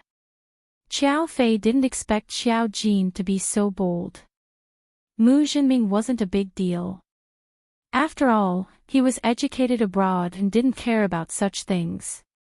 Qiao Jin called him by his name, but Mu Xiangshan was a stubborn old man. Qiao Jin was dancing on fire. She was so frightened that she hurriedly said, "Jin, what are you calling him? If you don't call him grandpa, you should at least call him uncle."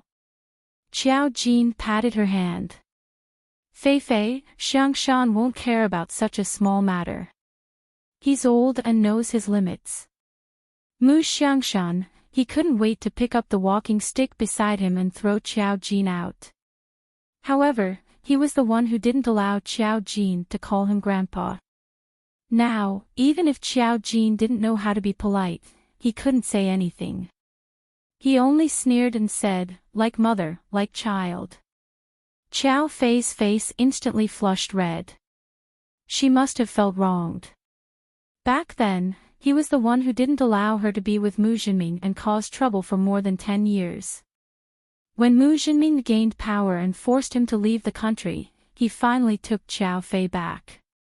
Now that their relationship was finally improving, it was because of him and Mu Jinming.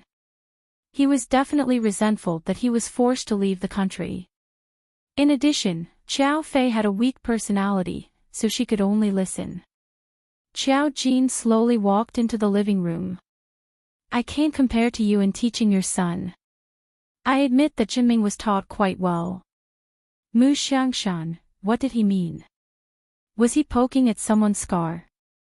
If he really taught his son well, would this unfilial son force his old man to leave the country? Mu Xiangshan sneered. "You don't know the rules at all. Is Jinming a name for you to call?" Qiao Jin sighed. "Xiangshan, you've been abroad for so long. You should cultivate your character. Why do you have to be so calculative over such a small matter?" She spoke very naturally, as if she had known Mu Xiangshan for a long time. Mu Xiangshan stared at Qiao Jin, only to find that Qiao Jin's expression was calm and indifferent. He then turned to Qiao Fei, "You've taught your daughter well." Qiao Fei felt wronged. At this moment, Mu Jinming's voice came from outside. "Dad has arrived." He had obviously rushed back from the company.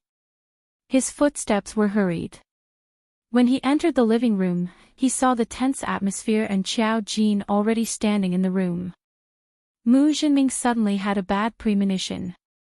Sure enough, Mu Xiangshan sat up from the sofa and pointed his crutch at him. "Look at your wife's good daughter, calling me by my name at such a young age. She has no manners at all." Qiao Jin said calmly, "Xiangshan, you said yourself that you're not my biological grandfather, so I'm naturally calling you by your name. Don't be angry, it's not good for your health." Mu Xiangshan stomped his crutch on the ground. Hear it for yourself. Mu Jinming looked at his wronged wife and the calm Qiao Jin. He rubbed his temples with a headache. Qiao Jin was hospitalized some time ago. She's not in good health, so don't agitate her. Mu Xiangshan, he was an old man. Why didn't he tell her not to agitate him? Mu Xiangshan's eyes widened. Yes, all of you are unfilial. It seems like I shouldn't have come back this time. At this moment, Qiao Jin suddenly spoke up. Xiangshan, shouldn't you be living with us? Why are you living alone abroad? Do you like peace and quiet?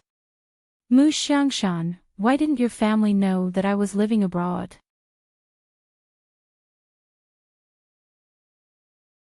Chapter 167. Seeing Mu Xiangshan's expression, the Mu family couldn't help but want to laugh. He had always been an arrogant person. It was rare for him to be humiliated by Qiao Jin. Mu Xiangshan couldn't find the words to reply to Qiao Jin for a long time. He could only stomp his walking stick heavily. No manners. Where are Qi Lian and Qi Chu? In any case, he had watched the three children grow up. Although they weren't very close, at least they could talk to their grandfather. It was just that the three heartless people chose to stand on his father's side in the battle with his grandfather and father. Qiao Fei immediately said gently, the two children are still in school. They'll be back soon. Mu Xiangshan glanced at Qiao Jin. The hard-working people are still working hard. Those who don't know how to work hard can't even perform well in school. If word gets out, who knows how the Mu family will be laughed at. Qiao Jin was a little surprised. Xiangshan didn't go to university. Don't you know that the courses are different in university? Since the classes are different, the time is different too. I came back first because the classes are over. Qi Lian and the rest haven't finished their classes yet. They'll definitely be back later. Mu Xiangshan, critical hit. He had forgotten about this for a moment. He sat back on the sofa angrily and pointed his walking stick at Qiao Jin. You.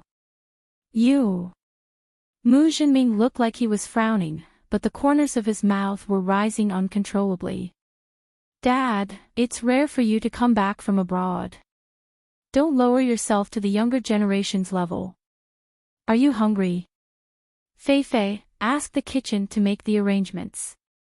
Although his father was forced to leave the country, it was also to bring Qiao Fei back. Now that things had become a foregone conclusion, his return from abroad meant that he had relented. In any case, they were a family. They couldn't treat each other like enemies for the rest of their lives. Of course, now there was the unexpected addition of Qiao Jin. Qiao Fei went to the kitchen to prepare dinner. Qiao Jin slowly sat down and said gently, Xiangshan, you still haven't answered my question. Why are you living overseas alone? How long do you intend to stay this time? Mu Xiangshan stared at Qiao Jin with widened eyes. What a joke. This is my house. I can stay as long as I want. What do you mean by that? Qiao Jin's expression was calm. Well, of course you can stay as long as you want. Then why did you live abroad previously? Mu Xiangshan, how preposterous. Was there no end to this? It was as if he was hitting his weak spot with all his might. Mu Jinming lowered his gaze slightly. Qiao Jin. Qiao Jin nodded and said in a happy voice, Jinming, I'm very interested in what happened between you and Fei in the past. Why don't you tell me about it when we eat later? With that, she got up and went back to her room. Mu Xiangshan looked at Mu Jinming in disbelief. He raised his walking stick and pointed in the direction Qiao Jin left. She's always like this in front of you guys. Mu Jinming sighed. I've said it before. She was hospitalized some time ago and was agitated in some places. That's why her way of doing things is different from before. Please bear with it. How old am I? She's the same age. How dare you ask me to bear with it? That's right. Even if you're not that woman's biological child, you still treat her like a treasure.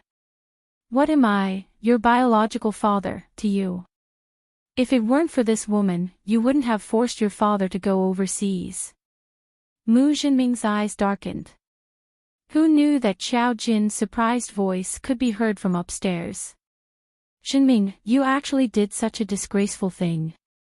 Were you the one who forced Xiangshan to go overseas? Mu Jinming, Mu Xiangshan.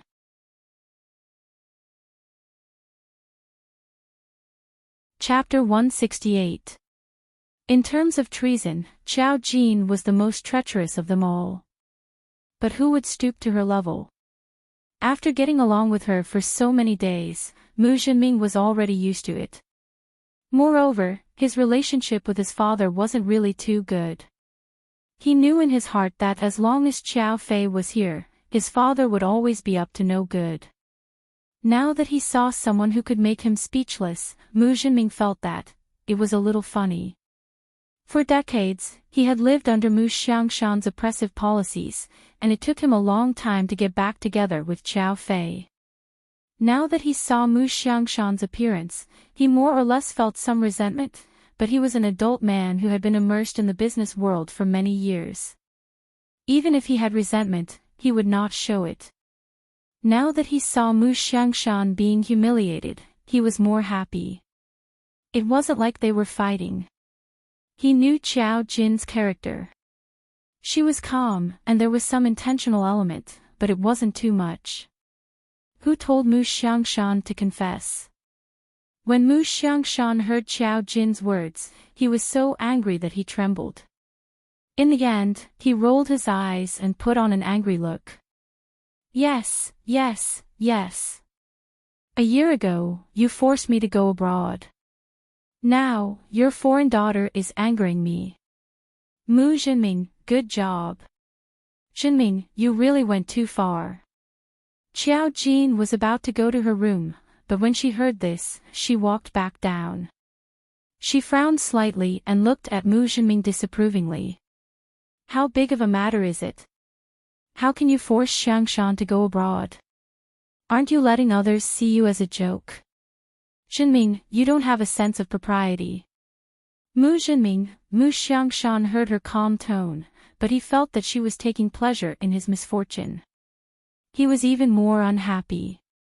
Why do you care about me and my son? Xiao Jin widened her eyes and looked innocent. Why? Did I say something wrong again? At this time, Xiao Fei had finished arranging dinner and came out. When she saw the atmosphere in the living room, she quickly said, "Let's sit down and talk." Dad, you haven't been back for a long time. I asked someone to prepare some of your favorite dishes. You've been abroad for so long, it must be hard for you to eat local food, Mu Xiangshan snorted coldly. Children from poor families are ignorant. What can't you buy with money? I can't eat local food when I'm abroad. Xiao Fei, she was just saying it casually. She didn't expect the old man to stab her with his words. Anyway, no matter how he looked at her, he didn't like an eyelid. She felt so wrong that she could only glare at her husband. If it weren't for the fact that he was Mu Jinming's father and that he was old, she wouldn't have to suffer such grievances. Mu Jinming couldn't stand it anymore. Just as he was about to speak, Xiao Jin gently said, "That's good. I was wondering if Jinming had a bad life after forcing Xiangshan out of the Congress. Now that I think about it, Xiangshan should be living a good life. What can't he buy with money, and he doesn't lack people to serve him?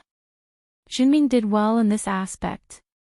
Mu Xiangshan, he clearly wanted to curse Mu Jinming for being heartless, but Xiao Jin retorted. Yes, he was living a good life abroad, but Mu Jinming was an unfilial son. Every time he said something, this wretched girl would use words to stab him. He could tell that she was helping her mother. Mu Xiangshan secretly glared at Xiao Jin and didn't say anything.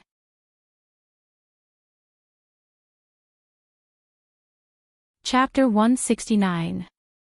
In fact, Mu Xiangshan wasn't like this in front of outsiders. After all, he was once the head of the Mu family and had suppressed Mu Zhenming for decades.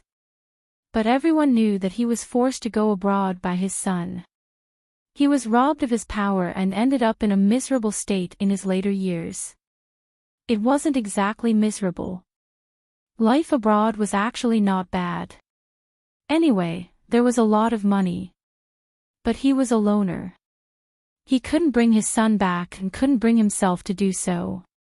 Now that a year had passed and the relationship between the father and son had finally eased, he wanted to come back. But it didn't mean that he didn't resent being abroad for a year. At least, he had to see his grandchildren. He didn't expect to meet such a troublesome granddaughter who wasn't related by blood. Musichu and Musilian received news from their mother in school that their grandfather was back. They didn't feel good. The reason was that there was now a Xiao Jin in the family. Their grandfather didn't even like their mother, let alone a granddaughter who wasn't related by blood. She hurried back home and had already set up the table for dinner. She was just waiting for them to come back and start eating. They saw the long table in the hall with a quiet and austere atmosphere. It was clearly an azure field. The two of them saw the old man in a suit sitting at the head of the table. Musichu calmly called out, "Grandfather." Musilian called out a little nervously, "Grandfather." They had been afraid of this grandfather since they were young. The reason why their big brother was so serious sometimes was because of their grandfather's teachings. At least the two of them were controlled by Mu Zhenming more. Mu Xiangshan's expression was cold. He responded with an and gestured to the chair with his eyes. He raised his chin and said, "Sit down and eat." Even if he left a little aggrieved, he was still the eldest in the family after coming back. Mu Zhenming had to respect him as a father on the surface. After Musilian and Musichu sat down, Musilian glanced at Xiao Jin. Seeing her calm expression, he didn't know if they had said anything when they met earlier. He knew that his grandfather sometimes spoke very harshly. Mu Xiangshan announced the start of the meal. The few people at the table had different expressions. Musichu was more polite in front of Mu Xiangshan. At this time, he also said softly, "Grandfather, how is your health?" Musilian heard him speak and hurriedly asked about Mu Xiangshan's health, expressing his concern for his two grandchildren. Mu's expression relaxed slightly. Mu Xiangshan said, "Thanks to your father, my health is good." Mu Zhenming was stunned. He was indeed rebellious. Even now, he was speaking in a strange tone. Who knew that the old man wasn't a well-behaved master? When the servant beside him added more food to his plate, Mu Xiangshan looked at Xiao Jin again. "Sigh, it's good to have a biological child, unlike some people who don't know how to follow the rules. They don't even know how to ask about their health when they see their elders. They don't even know how to be polite and go against their elders." These words were very targeted. Everyone at the table had different expressions. They thought that the old man was really targeting Xiao Jin. Musilian looked at Xiao Jin and explained nervously, "No, grandfather, Xiao Jin was hospitalized some time ago and her health isn't good. She just came back to our house. If she says anything to offend you, don't take it to heart. She didn't mean it." Mu Xiangshan laughed. "Oh, so she was hospitalized because of me."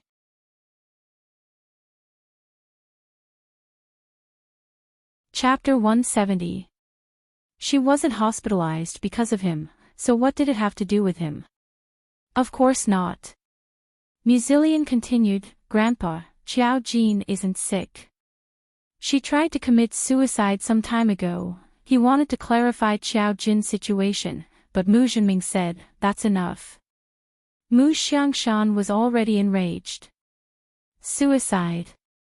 Did she encounter something so serious that she even tried to commit suicide? She's mentally weak, not at all like a member of the Mu family. If Qiao Jin was really mentally weak, wasn't Mu Xiangshan rubbing salt on her wound? Qiao Jin's eyes were calm as she put down her bowl, her tone still indifferent. Xiangshan, I'm not a member of the Mu family, so of course I'm not like you. Mu Xiangshan, when Muzilian heard her call Mu Xiangshan's name, his eyes almost popped out. This person was really fierce. Qiao Fei's eyes reddened when she heard that. She thought that Qiao Jin's words were filled with resentment. Now that her identity wasn't recognized, she couldn't help but say, "Dad, Qiao Jin is my biological daughter. She's not an outsider. Don't keep saying that she's not a member of the Mu family." Mu Xiangshan paused, and Mu Zhenming's gaze turned cold. "Dad, are you angry at me for sending you abroad? If you have any anger, you can take it out on me. Qiao Fei and Qiao Jin are innocent." Mu Xiangshan slammed the table angrily. "What did I say? You're good, protecting the mother and daughter. Qi Chu and Qi Lian are her biological children, so why isn't she protecting them? She raised an outsider who isn't related by blood for so many years. Why doesn't she visit her own son?" Mu Zhenming was also angry. "You have the nerve to talk about others. All these years, wasn't it because of you that Qiao Fei couldn't see her own son because she didn't want to see him?" Mu Xiangshan's voice was stern. "You're starting to criticize me now. Why aren't you as strong-willed as you are today? Now that everything in the company has been taken away by you, you're speaking so loudly." Mu Zhenming was so angry that he laughed. "Because you're the only father in history to threaten his son." In just a few words, an argument broke out at the dining table. The atmosphere was tense for a moment. It was not the first time that the father and son of the Mu family had quarreled. The atmosphere made people tremble with fear. The servants retreated one after another. Musichu and Muzilian looked at each other, not daring to speak. They knew very well that if they spoke, it would only make the two people angrier. Qiao Fei sat opposite them. His face was pale. He was frightened by their argument and his eyes were red. In this chaos, Qiao Jin was the calmest one. He even slowly finished the rice in his bowl, wiped his mouth with a tissue, and said elegantly, "Don't quarrel. One of you has liver heat and high blood pressure. Aren't you afraid of anger attacking your heart? The other one has myocardial strain. Why don't you all go to the hospital for a checkup?" Everyone, Mu Xiangshan immediately glared at her. "What nonsense are you talking about? I'm very healthy. How can I have high blood pressure?" Qiao Fei's face turned even paler. "Myocardial strain. Are you talking about your Uncle Mu?" Qiao Jin nodded. "Of course. You can take it that I'm talking nonsense. After all, I'm a 20-year-old girl." With that, she left the dining table. She was obviously not affected by the quarrel at all. When the others heard what she said, they were dumbfounded. Even if there was something wrong with these two people, how could Qiao Jin tell? Was she a doctor?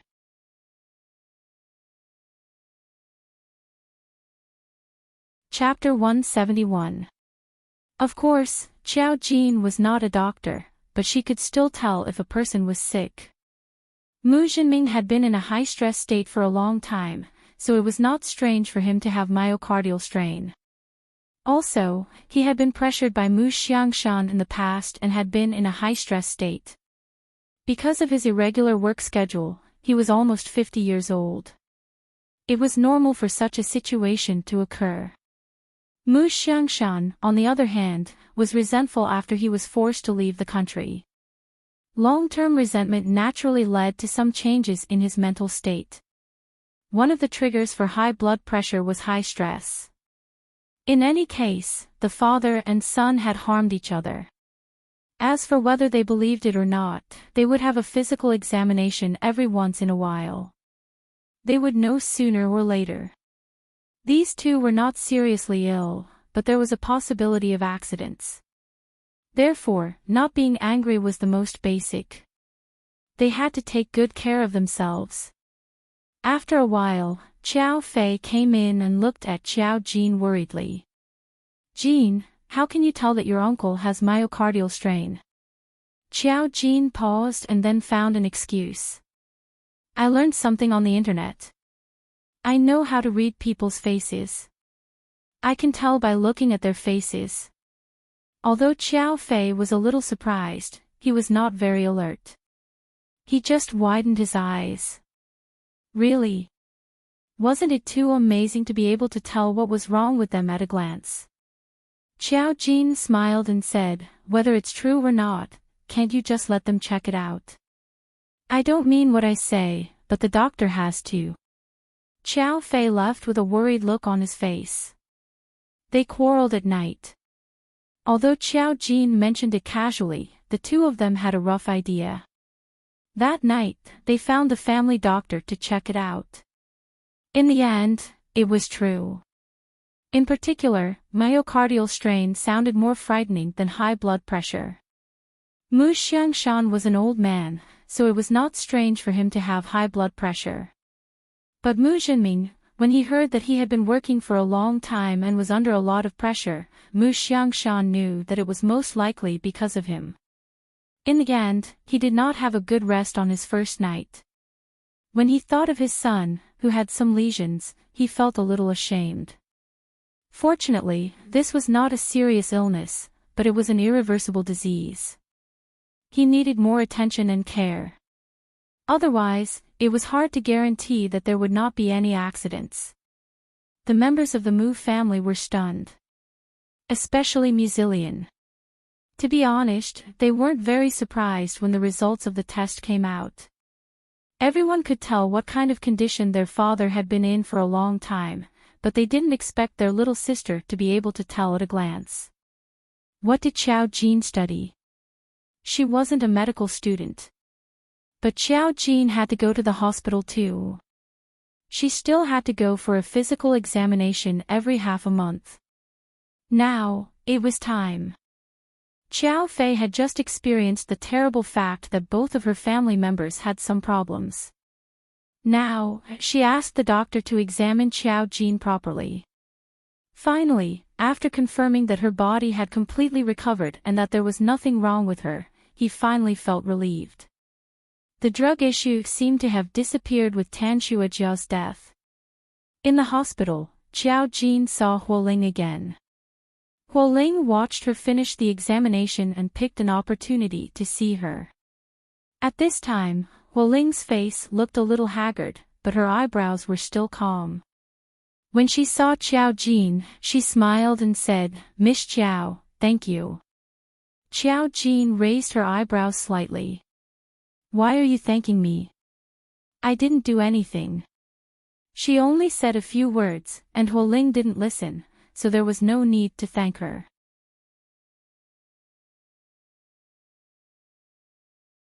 Chapter 172. At least what you said was useful. Huoling mustered up her courage and said, "My brother and I know that it has already happened, so we can only accept it. My brother's psychological condition is good, and he is actively receiving rehabilitation treatment. Even if he doesn't have a leg, technology is so advanced now. There are always other ways." The main reason was that Xiao Jin had said that their family would have a great opportunity if her brother worked hard. Huoling believed him. If her brother collapsed and lost his fighting spirit or did something unexpected, her family would be finished. The medical fees were a huge sum, and even Huoling could not afford it. However, Huoling's brother had always done well in school. This time, after knowing that his family had suffered such a huge disaster, the school donated. In addition to the teacher's generosity, it was actually more than 100,000 yuan. After all, it was already not bad in school. At least, it temporarily solved the urgent problem. Just as Xiao Jin had said, other than the fact that her brother's accident was a disaster in itself, what happened next was not too difficult. It did not destroy the family in one go. Therefore, Huoling was here to thank Xiao Jin.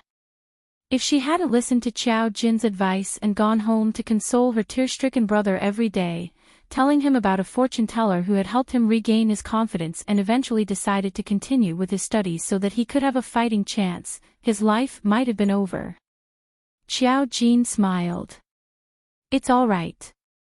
It's just a matter of saying something. Huoling said sincerely, but to me, at least there's hope. At least someone told her that their family could be saved. Even if it was a natural disaster, there was another way out. Her brother was the lifeblood of the family. He was very important.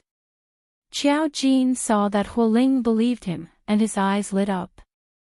Huoling could not help but be a little dazed when she saw Xiao Jin like this. Actually, she wanted to say more. Xiao Jin seemed to be more beautiful than before. When Xiao Jin first came to the hospital, her face could be said to be exquisite, but she had not rested well for a long time. Her condition was poor, and she did not take care of herself. Her hair was dry and fell out quickly. The suicide had a great impact on her, and her complexion was extremely poor. Xiao Jin's hair had become thick and black in the short span of a month. Now, when he came to the hospital, his hair simply fell to his waist like seaweed. Her delicate facial features relaxed even more. Her facial features were not the aggressive kind of gorgeous, but a kind of pure elegant beauty. It was as if it was emitting a divine radiance. As expected, once a grandmaster received guidance, would his entire person become different? Huoling was in a daze, but she still spoke her heartfelt words. Are you getting more and more beautiful? Xiao Jin looked at Huoling and smiled. I have to thank my parents for their good genes. Huoling thought of Xiao Fei's face and nodded in agreement. Mrs. Xiao is also very beautiful. With her status, she still did not know if Xiao Jin was Xiao Fei's biological daughter. Xiao Jin did not say anything, and naturally did not refute her words. She propped up her chin and thought about her biological parents. She was adopted by Xiao Fei from the orphanage when she was very young. She did not know who had left her at the entrance of the orphanage. She was lucky to have met Xiao Fei. If Xiao Jin wanted to find her parents now, it would be a piece of cake. But what was the point? Seeing Xiao Jin holding her chin and thinking about something, Huoling left quietly.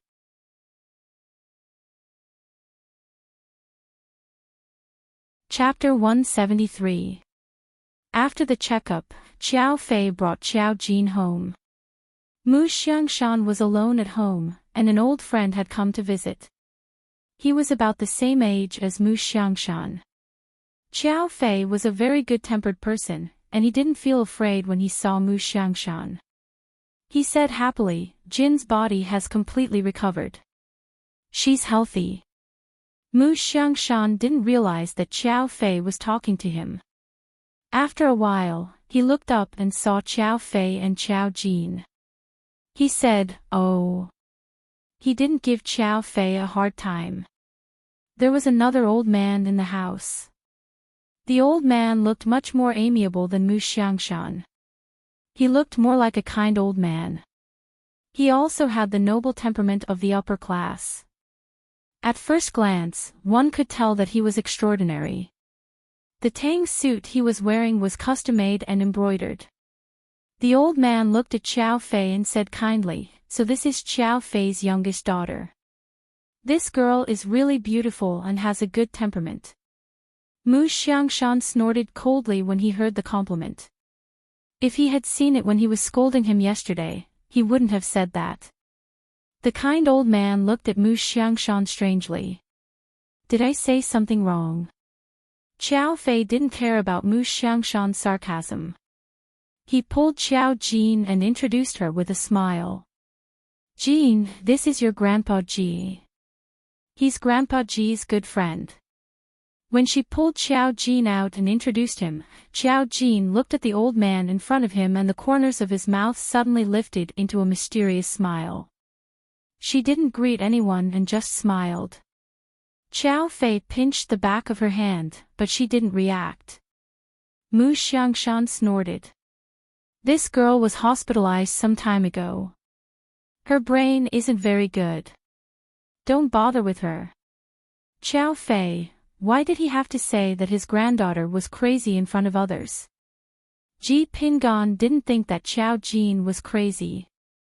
When she looked at him and smiled, there was some inexplicable meaning. However, Ji Pingan himself was a little puzzled. He had only heard of this foreign girl from the Mu family, but had never seen her before. Seeing that the other party was only smiling and not greeting him, Ji Pingan did not mind. Instead, he said, "Girls are obedient. Why are you talking about her like that?" Mu Xiangshan, obedient my ass. He was deceived by the surface. Xiao Fei saw that Xiao Jin didn't say anything. He was afraid that Mu Xiangshan would say more, so he quickly apologized and pulled Xiao Jin into the house. When they were upstairs, Xiao Fei sighed. "Jin, it's okay if you're at home, but you can't not greet your elders when you're outside." Unexpectedly, Xiao Jin suddenly looked at her seriously. "Fei Fei, do you know who he is?" "Grandpa Ji." Xiao Fei paused for a moment. "Of course I know. I already said that your Grandpa Ji is your grandfather's good friend. The two of them used to conquer the world together. However, your Grandpa Ji's ancestors were all scholarly families. Now, his whole family is involved in business and politics. His children are all outstanding and amazing. Fei Fei, do you know about his relationship with me?" Xiao Fei was confused. "What relationship does he have with you?" "Of course, according to seniority, you have to call him Grandpa. Grandpa Ji might be eating at home. You can't be so rude later." However, Xiao Jin's smile gradually widened. He said, "Fei Fei, in terms of blood, he is the same as me and Xiangshan." It was a mouthful, but Xiao Fei understood. It was precisely because he understood that his face turned pale.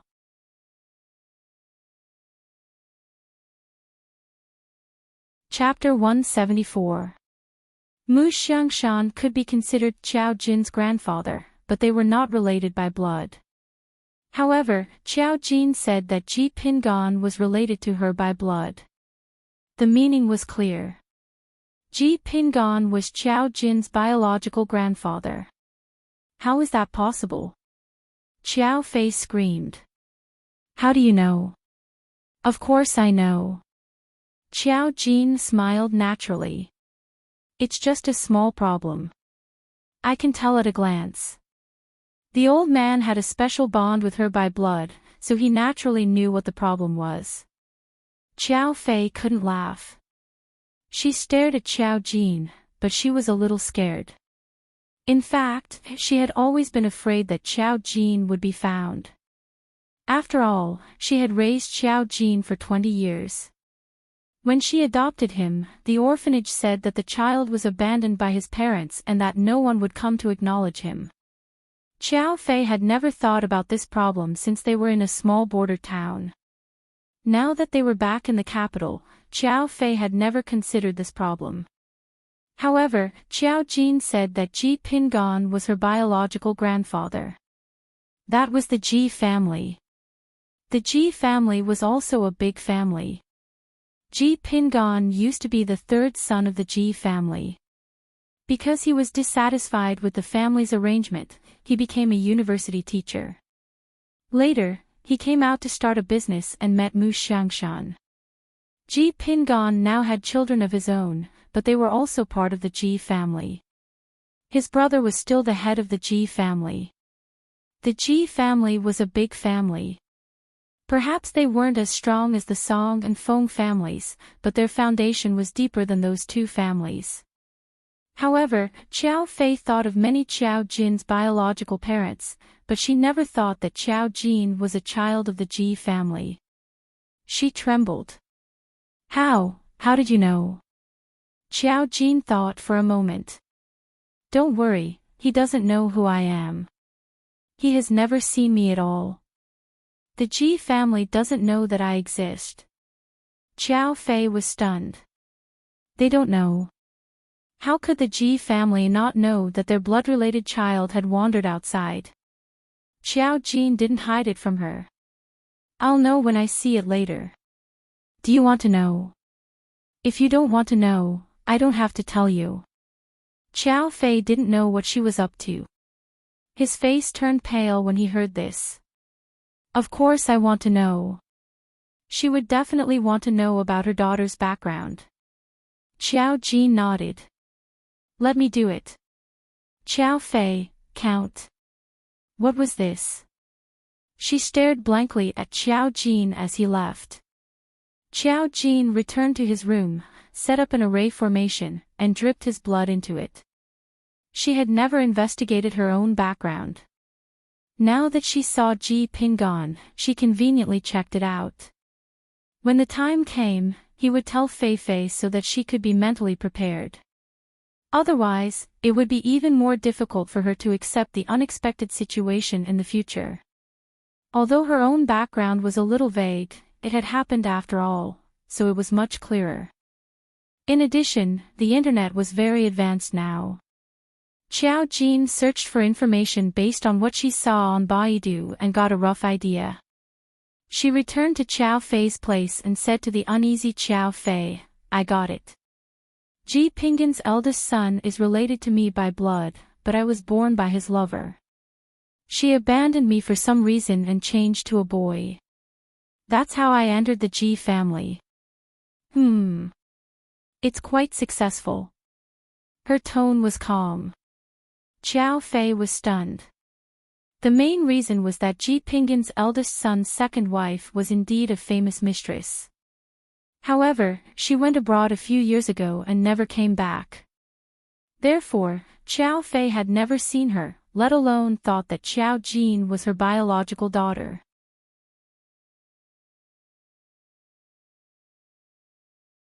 Chapter 175. Xiao Fei paused for a long time before she regained her composure. What's with the change of a boy? Xiao Jin said, when she gave birth to me, she wanted to have a son. She was very disappointed when it turned out to be a girl. Her eldest son told her that she could only enter the Ji family if she gave birth to a boy. So, she gave birth to another boy and abandoned me.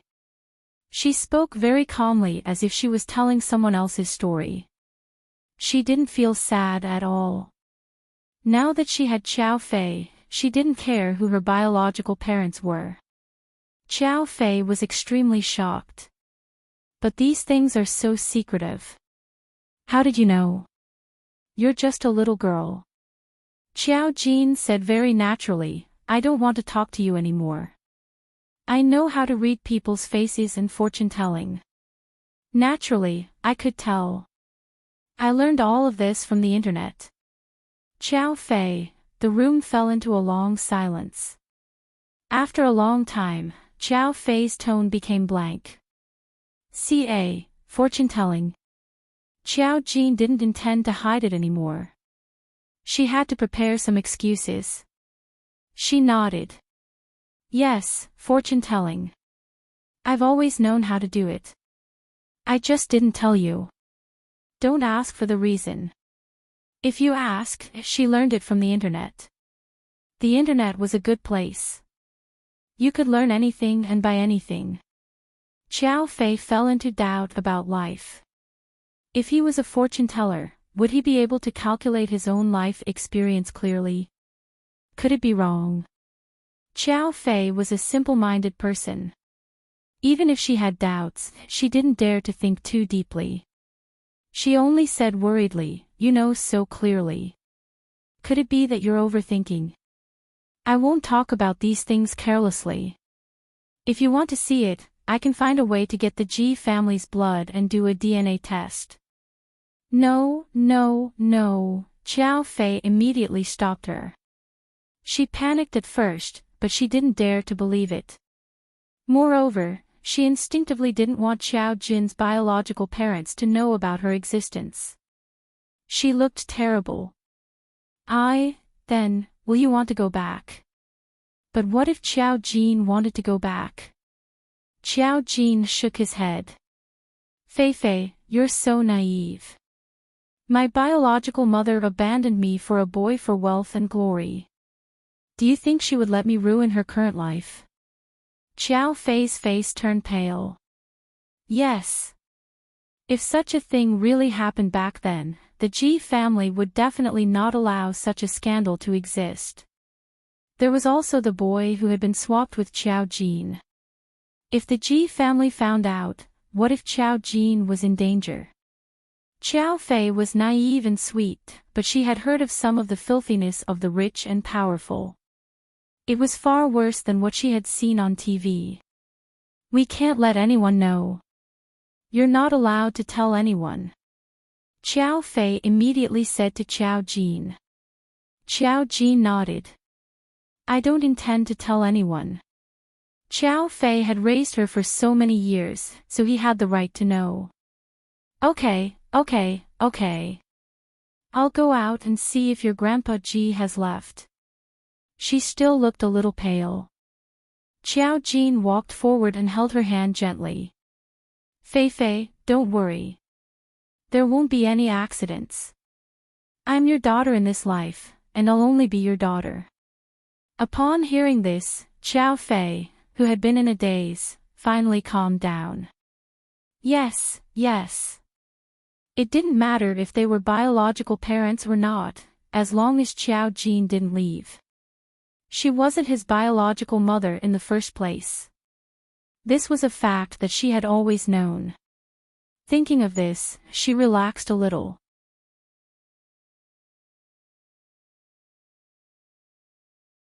Chapter 176. She went out to check on Ji Pingan. As expected, he hadn't left. Seeing the two elders chatting happily, it was very likely that Ji Pingan would stay for dinner tonight. Of course, Xiao Fei couldn't chase him away. As a good mistress of the house, she had to arrange a good dinner to entertain the elders. Of course, because of her conflicted feelings, she didn't want Ji Pingan to see Xiao Jin now. She wanted Xiao Jin to find an excuse not to come out. She wasn't a selfish mother. She just thought of what Xiao Jin said just now. Her biological mother could abandon her for wealth and glory, so she definitely wouldn't let her disturb everything now. If she found out, she was afraid that something would happen to Xiao Jin. However, she was someone who couldn't hide her thoughts. If she acted too strange when she saw Ji Pingan, it would definitely arouse his suspicion. She could only say that she wasn't feeling well and wanted to go to bed early. Mu Xiangshan found a topic at this time. Your girl is so good at reading faces. Let her help you see what's wrong with you. Xiao Fei, reading faces. This caught Ji Pingan's attention. Who knows how to read faces? Before Xiao Fei could stop him, Mu Xiangshan said, It's Xiao Jin. I don't know where that little girl learned how to read faces. When she saw me last night, she said that I had high blood pressure. She was right. I only found out that I had high blood pressure after the doctor checked me last night. I didn't have it before. Humph, it's all because of their family. Ji Pingan smiled and was a little puzzled. Isn't reading faces looking at one's fate? How can she tell if I have an illness? Mu Xiangshan waved his hand. How would I know? Since she's so good at reading faces, let her take a look at you. Fei is just feeling unwell. She'll be fine after some rest. Xiao Jin happened to appear at the top floor of the hall and continued the conversation. Xiao Fei saw Xiao Jin and her eyelids twitched. Xiao Jin nodded at her. Fei Fei, go and rest. Xiao Fei was a little reluctant, but seeing how calm her daughter was, she went up. She also knew that if she stayed, she would be frightened and affect Xiao Jin's performance. Xiao Jin walked down and smiled at the two elders. Xiangshan, do you need me to read your friend's face?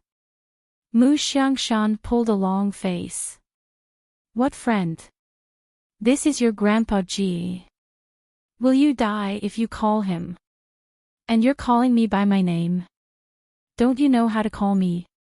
Xiao Jin waved his hand.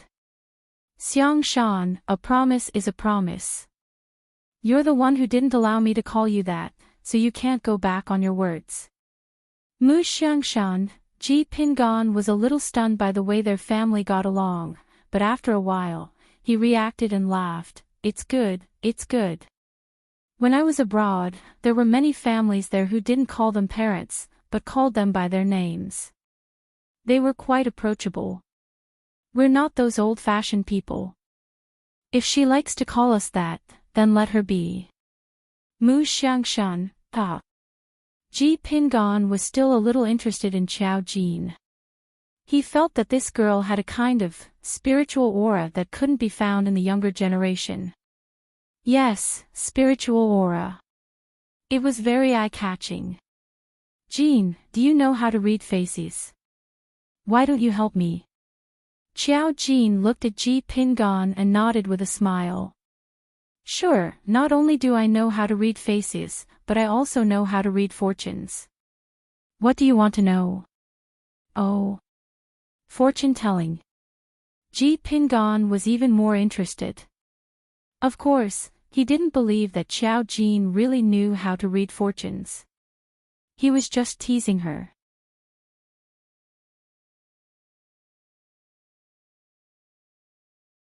Zhenming dotes on his wife so much. If you can't stand it, you can also find a partner. Mu Xiangshan's wife passed away more than 10 years ago, and Mu Xiangshan didn't remarry since then. Mu Xiangshan rolled his eyes. Forget it. He's already so old, and he still has high blood pressure. Who knows when he'll die from anger? What's the point of looking for a wife? He's tired of living. The atmosphere at the dinner table was too suffocating. Musilian and Musichu both ran away after eating. Xiao Jin also left after eating slowly. The two old people had their own topics to talk about, and the young people didn't fit in.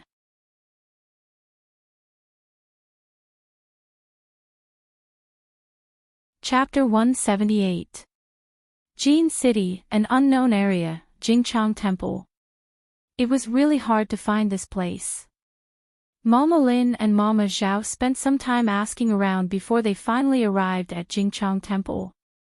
The temple could be considered shabby and there weren't even many monks. The only thing that could be considered magnificent was the path up the mountain in the temple. There was a very tall Buddha statue. It had a benevolent face and a solemn face. It looked as if it was compassionate to all living beings. Mama Lin and Mama Zhao felt a little pressured when they saw it for the first time. When they arrived at the temple, they saw an abbot standing in front of the temple with his hands clasped together and looking at them. He also had a benevolent face. When he looked at them, he bowed and said, Amitabha. Without waiting for Mama Zhao and Mama Lin's response, he sighed and said, This benefactor is quite good at finding trouble for others. Forget it. She's a variable, but she's also doing good. Mama Lin and Mama Zhao were confused. They didn't know what he was talking about. Then, they went to the temple and donated 1,000,000 yuan. The abbot accepted it and really gave them a jade pendant. It was a benevolent and pessimistic image. It looked like a good piece of jade. However, they felt like they were in a daze along the way. After they got the jade pendant and returned to the capital, they felt a little dazed. It was as if something was deceiving them. Although it felt strange, it also felt like a guide. After that, Lin Si sent a message to Xiao Jin, saying that they had gotten the jade pendant and had returned to America. When Xiao Jin saw the message, he smiled and stuffed a piece of candy into his mouth. The sweet taste was indeed delightful. The people of the future generation really made a lot of good things. She checked the official website and saw a piece of news. An unknown monk donated 1,000,000 yuan to a poor mountain village to build a school. It was a great merit. She smiled and thought to herself that she had to find a chance to meet this monk. In this world, there were very few powerful formation masters who could make her feel something. At that moment, her computer made a ding sound. There was business. Anonymous buyer XX, a fortune-telling shop is so expensive. Are you a black shop? Today, so what do you want to know? Anonymous buyer XX, do you know how old I am this year? If you can't, I'll report your shop. Today, my shop only has 3 business deals and your shop is in a hurry to ruin my business. Beware of retribution. Anonymous buyer XX, on the other side of the computer, Jiang Hongbin's forehead was suddenly covered in sweat. Damn, how did she know that he was from another shop? He was from another fortune-telling shop. His business wasn't very good, but it wasn't bad either. It wasn't because it was accurate, but because the fees were cheap. With a consultation fee of 10 yuan, it was possible to get some knowledge out of a few blind guesses. Therefore, it was a legitimate fortune-telling shop. Xiao Jin's shop wasn't anything special. However, it was too much to have comments on all 3 of his businesses. It's so expensive, yet you're still paying the bill. How shameless. Who didn't know that fortune-telling shops nowadays were all fake? Therefore, he came with the intention of picking a fight, but in the end, no. Perhaps his tone was too harsh. It did seem like he was deliberately looking for trouble. Nowadays, there were quite a number of such sellers. They would hire people to cause trouble for other shops. She must have guessed it. She didn't know which shop she was in. Anonymous buyer XX, hehe, you're just spouting nonsense if you don't know. Anonymous buyer XX, I asked you to guess my age, why are you talking about other things? Today, you place an order. Anonymous buyer XX. How can I place an order if I don't check first? Today, fine, don't blame me for not warning you if you get retribution. Jiang Hongbin, 26 years old, male, customer service of, you're not allowed to be free, shop. Jiang Hongbin cursed. Fuck you.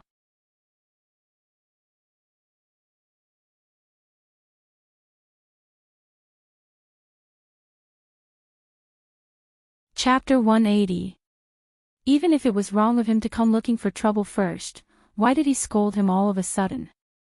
Jiang Hongbin didn't believe Xiao Jin's words, but when he thought about how he had paid 99 yuan for this, his heart ached a little. Whether or not the other party was a hacker was just his own imagination. He clearly didn't believe it, but he still stared at the sentence on the computer screen for a long time. If he wasn't scolding him, could it be that? How was that possible? He shuddered. Although he didn't like to exercise and sat in front of the computer every day, his body was considered healthy. How could the problem be in the brain? Thinking of this, Jiang Hongbin's lips trembled. In the end, he still doubtfully made an appointment to the hospital for a physical examination. The time was next week. It wasn't that he really believed Xiao Jin's words, but he originally planned to make an appointment for a physical examination. He just didn't think of checking his brain. Now, because of Xiao Jin's words, he specially added a routine check about the brain. It must be fake. How could the fortune-telling on the internet be real? If it was so accurate, why would the other party lie on the internet?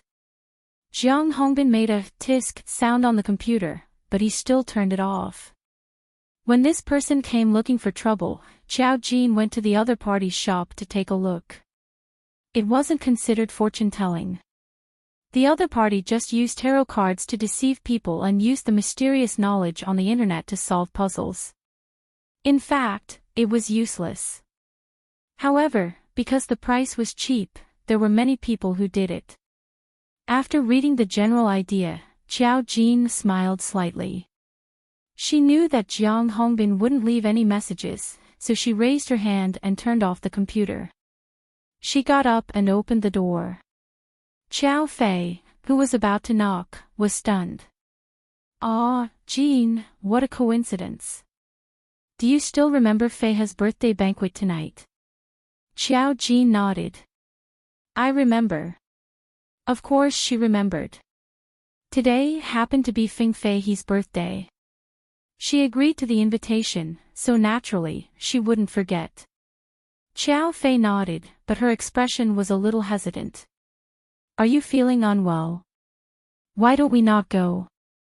To be honest, Xiao Fei wasn't willing to let Xiao Jin attend any public events. He was afraid that the Ji family would notice. After Xiao Jin told her about the matter that day, she went to check on the Ji family's information. There wasn't much information on the eldest son of the Ji family, but there were a few photos. She looked at them. To be honest, they didn't look alike. There might be some similarities between their eyebrows. From this, it could be seen that Xiao Jin looked more like her biological mother.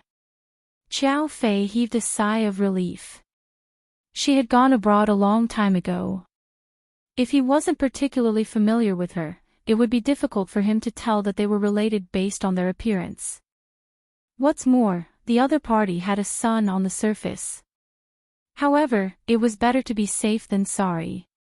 What if the other party suddenly returned to the country and met him or recognized him? Why would I feel uncomfortable? Xiao Jin smiled and looked at Xiao Fei.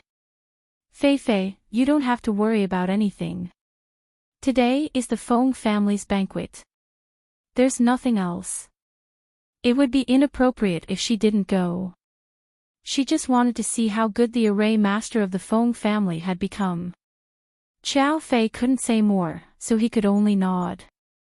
She had been thinking about this for the past 2 days, but she didn't tell Mu Jinming. He was already suspicious. She had to tell Mu Jinming sooner or later. Now, she could only take one step at a time. No matter what, she couldn't let Xiao Jin be recognized by the Ji family.